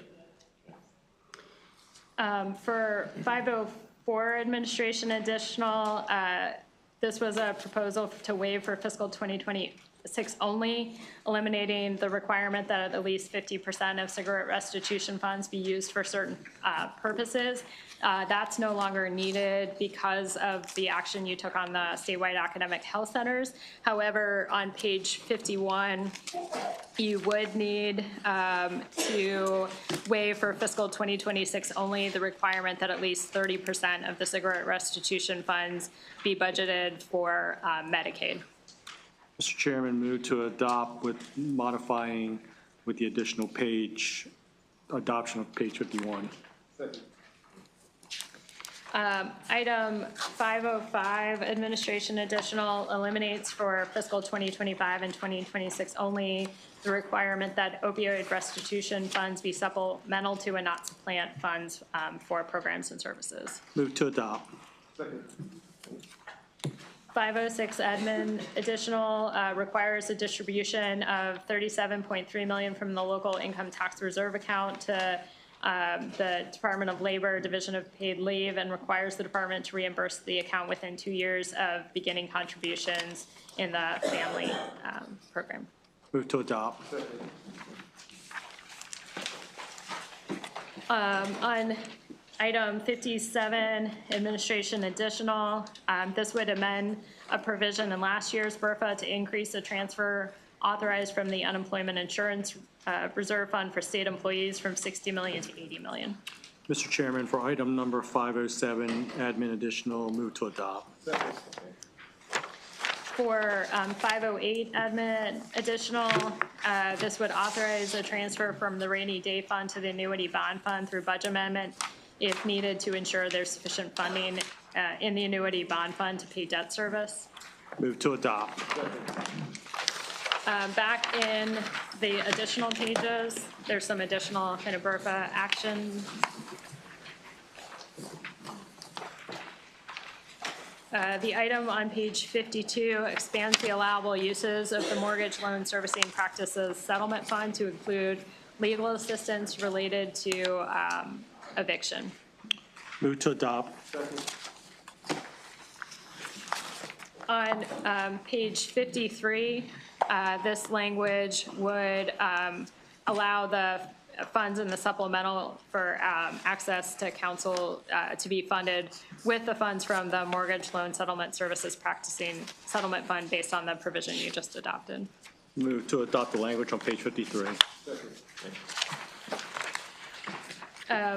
On page 54, this would allow in fiscal 2026 and 2027 only up to $11 million of the expedited service fund to pay for general operating costs within a stat. Move to adopt. On page 55, related to that provision, this would, the top language would reduce general funds contingent on that provision. And then in the bottom part, this would add $10 million of special funds to make the program whole. Move to adopt. On page 56, this would authorize a transfer of $1 million from the used tire cleanup and recycling fund to the general fund in fiscal 2026. Move to adopt. Page 57 would transfer $3 million in interest earnings from the Racing and Community Development Financing Fund to the general fund. Move to adopt.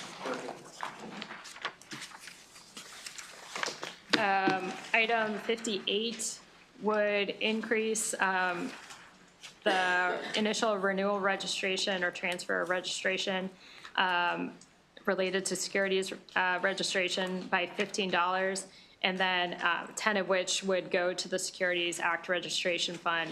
The other 5 would go to the general fund. Move to adopt. On page 59, this is a provision that, so there's companies that are subsidiaries of larger companies that only provide insurance to the parent company, and they don't pay either income tax or the premium tax, and this would close a loophole so that they would pay either the income tax or, so they would remove the exemption from the income tax for those people. Move to adopt.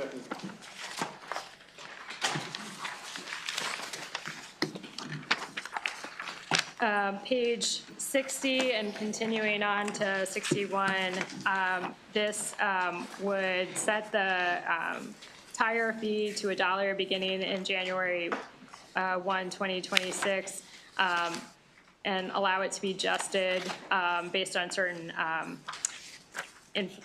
consumer price index, increase the maximum, and then change who establishes the fee from the Board of Public Works to the Department of the Environment. Move to adopt.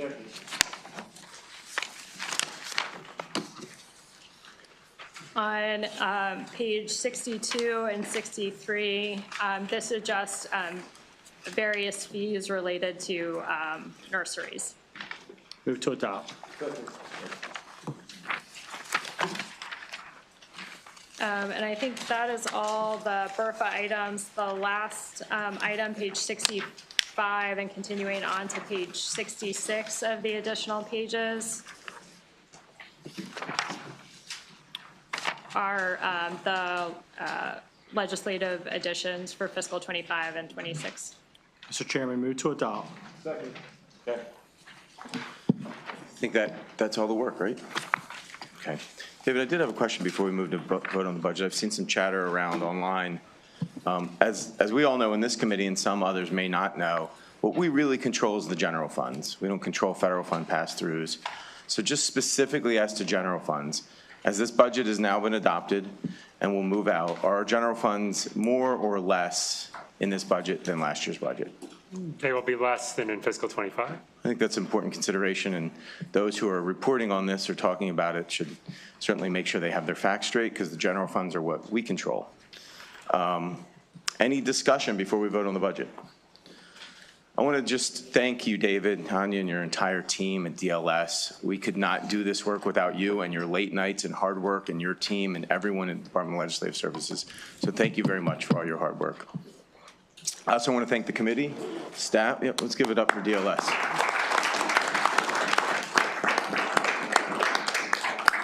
Committee staff, committee council who have worked so hard keeping us in order, and our subcommittees. I want to thank you all as well. I also want to make sure I thank the governor of the state of Maryland and the Senate of the state of Maryland who have collaborated on this budget. We have come together, as seen at the press conference earlier today, and I think it's a direct contrast to the chaos we've seen in Washington, D.C., the chaos we've seen at the federal government, that we are passing a budget in the state of Maryland that protects our priorities, that comes together to make sure we protect vulnerable Marylanders in these difficult times. And I think that's shown in the budget we've passed. Look, the $500 million or more in cuts that we have moved through are painful. They have been done in conjunction with the Senate to make sure we have a balanced and structurally balanced budget, which this budget will now move forward as a balanced $350 million cash balance moving forward, as well as structurally balanced, as well as 8% rainy day fund. That's about $2 billion in our rainy day fund, which puts us in really, really good fiscal shape moving forward. I also am proud of many of the restorations we were able to do, and I want to make sure that everyone is clear that the restorations were done in tandem with the Senate, right? I want to make sure these are not just House actions, right? And I want to just go through some of the bigger ones that I think we're certainly proud of here before we vote on this budget. We already talked about the DDA restorations, and I think those are sort of top and foremost. The research and development for cancer at our institutions, the $15 million, we talked about that a little bit earlier. We put in money for rape crisis centers. We rejected money, a $10 million cut for rape crisis centers, as well. We rejected rape test kit reductions. So I think that pediatric overstays, we put $3 million in this budget together with a $3 million fence, which provides $6 million to make sure we're addressing pediatric overstays. So I think this is a balanced budget. This is a responsible budget by this committee, by the governor, by the Senate of the state of Maryland, that we can be proud of as Marylanders moving us forward. With that, I move the budget and the BRFA of the state of Maryland. It's okay we vote on both together? Okay, roll call. Vice Chair Cheng? Yes. Vice Chair Cheng is a yay. Delegate Smith? Yes. Delegate Smith is a yay. Delegate Lewis? Yes. Delegate Lewis is a yay. Delegate Shetty? Yes. Delegate Shetty is a yay. Delegate Watson? Yes. Delegate Watson is a yay. Delegate Solomon? Yes. Delegate Solomon is a yay. Delegate Grice? Delegate Grice is a no. Delegate Ivy? Yes. Delegate Ivy is a yay. Delegate Jones? Yes. Delegate Jones is a yay. Delegate McCaskill? Yes. Delegate McCaskill is a yay. Delegate Ruff? Yes. Delegate Ruff is a yay. Delegate McComas? No. Delegate McComas is a no. Delegate Spiegel? Yes. Delegate Spiegel is a yay. Delegate Beecham? No. Delegate Beecham is a no. Delegate Schindler? Yes. Delegate Schindler is a yay. Delegate Stonko? No. Delegate Stonko is a no. Delegate Mangione? Delegate Mangione is a no. Delegate Wollick? Yes. Delegate Wollick is a yay. Delegate Heimball? Delegate Heimball is a no. Okay. Delegate Heimball is a no. Delegate Acevero? Yes. Delegate Acevero is a yay. Delegate Metzger? Delegate Metzger is a no. Delegate Edelson? Yes. Delegate Edelson is a yay. Delegate Harris? Yes. Delegate Harris is a yay. Delegate Forbes? Yes. Delegate Forbes is a yay. I vote yes. Budget BRFA passed. Thank you all. We're adjourned.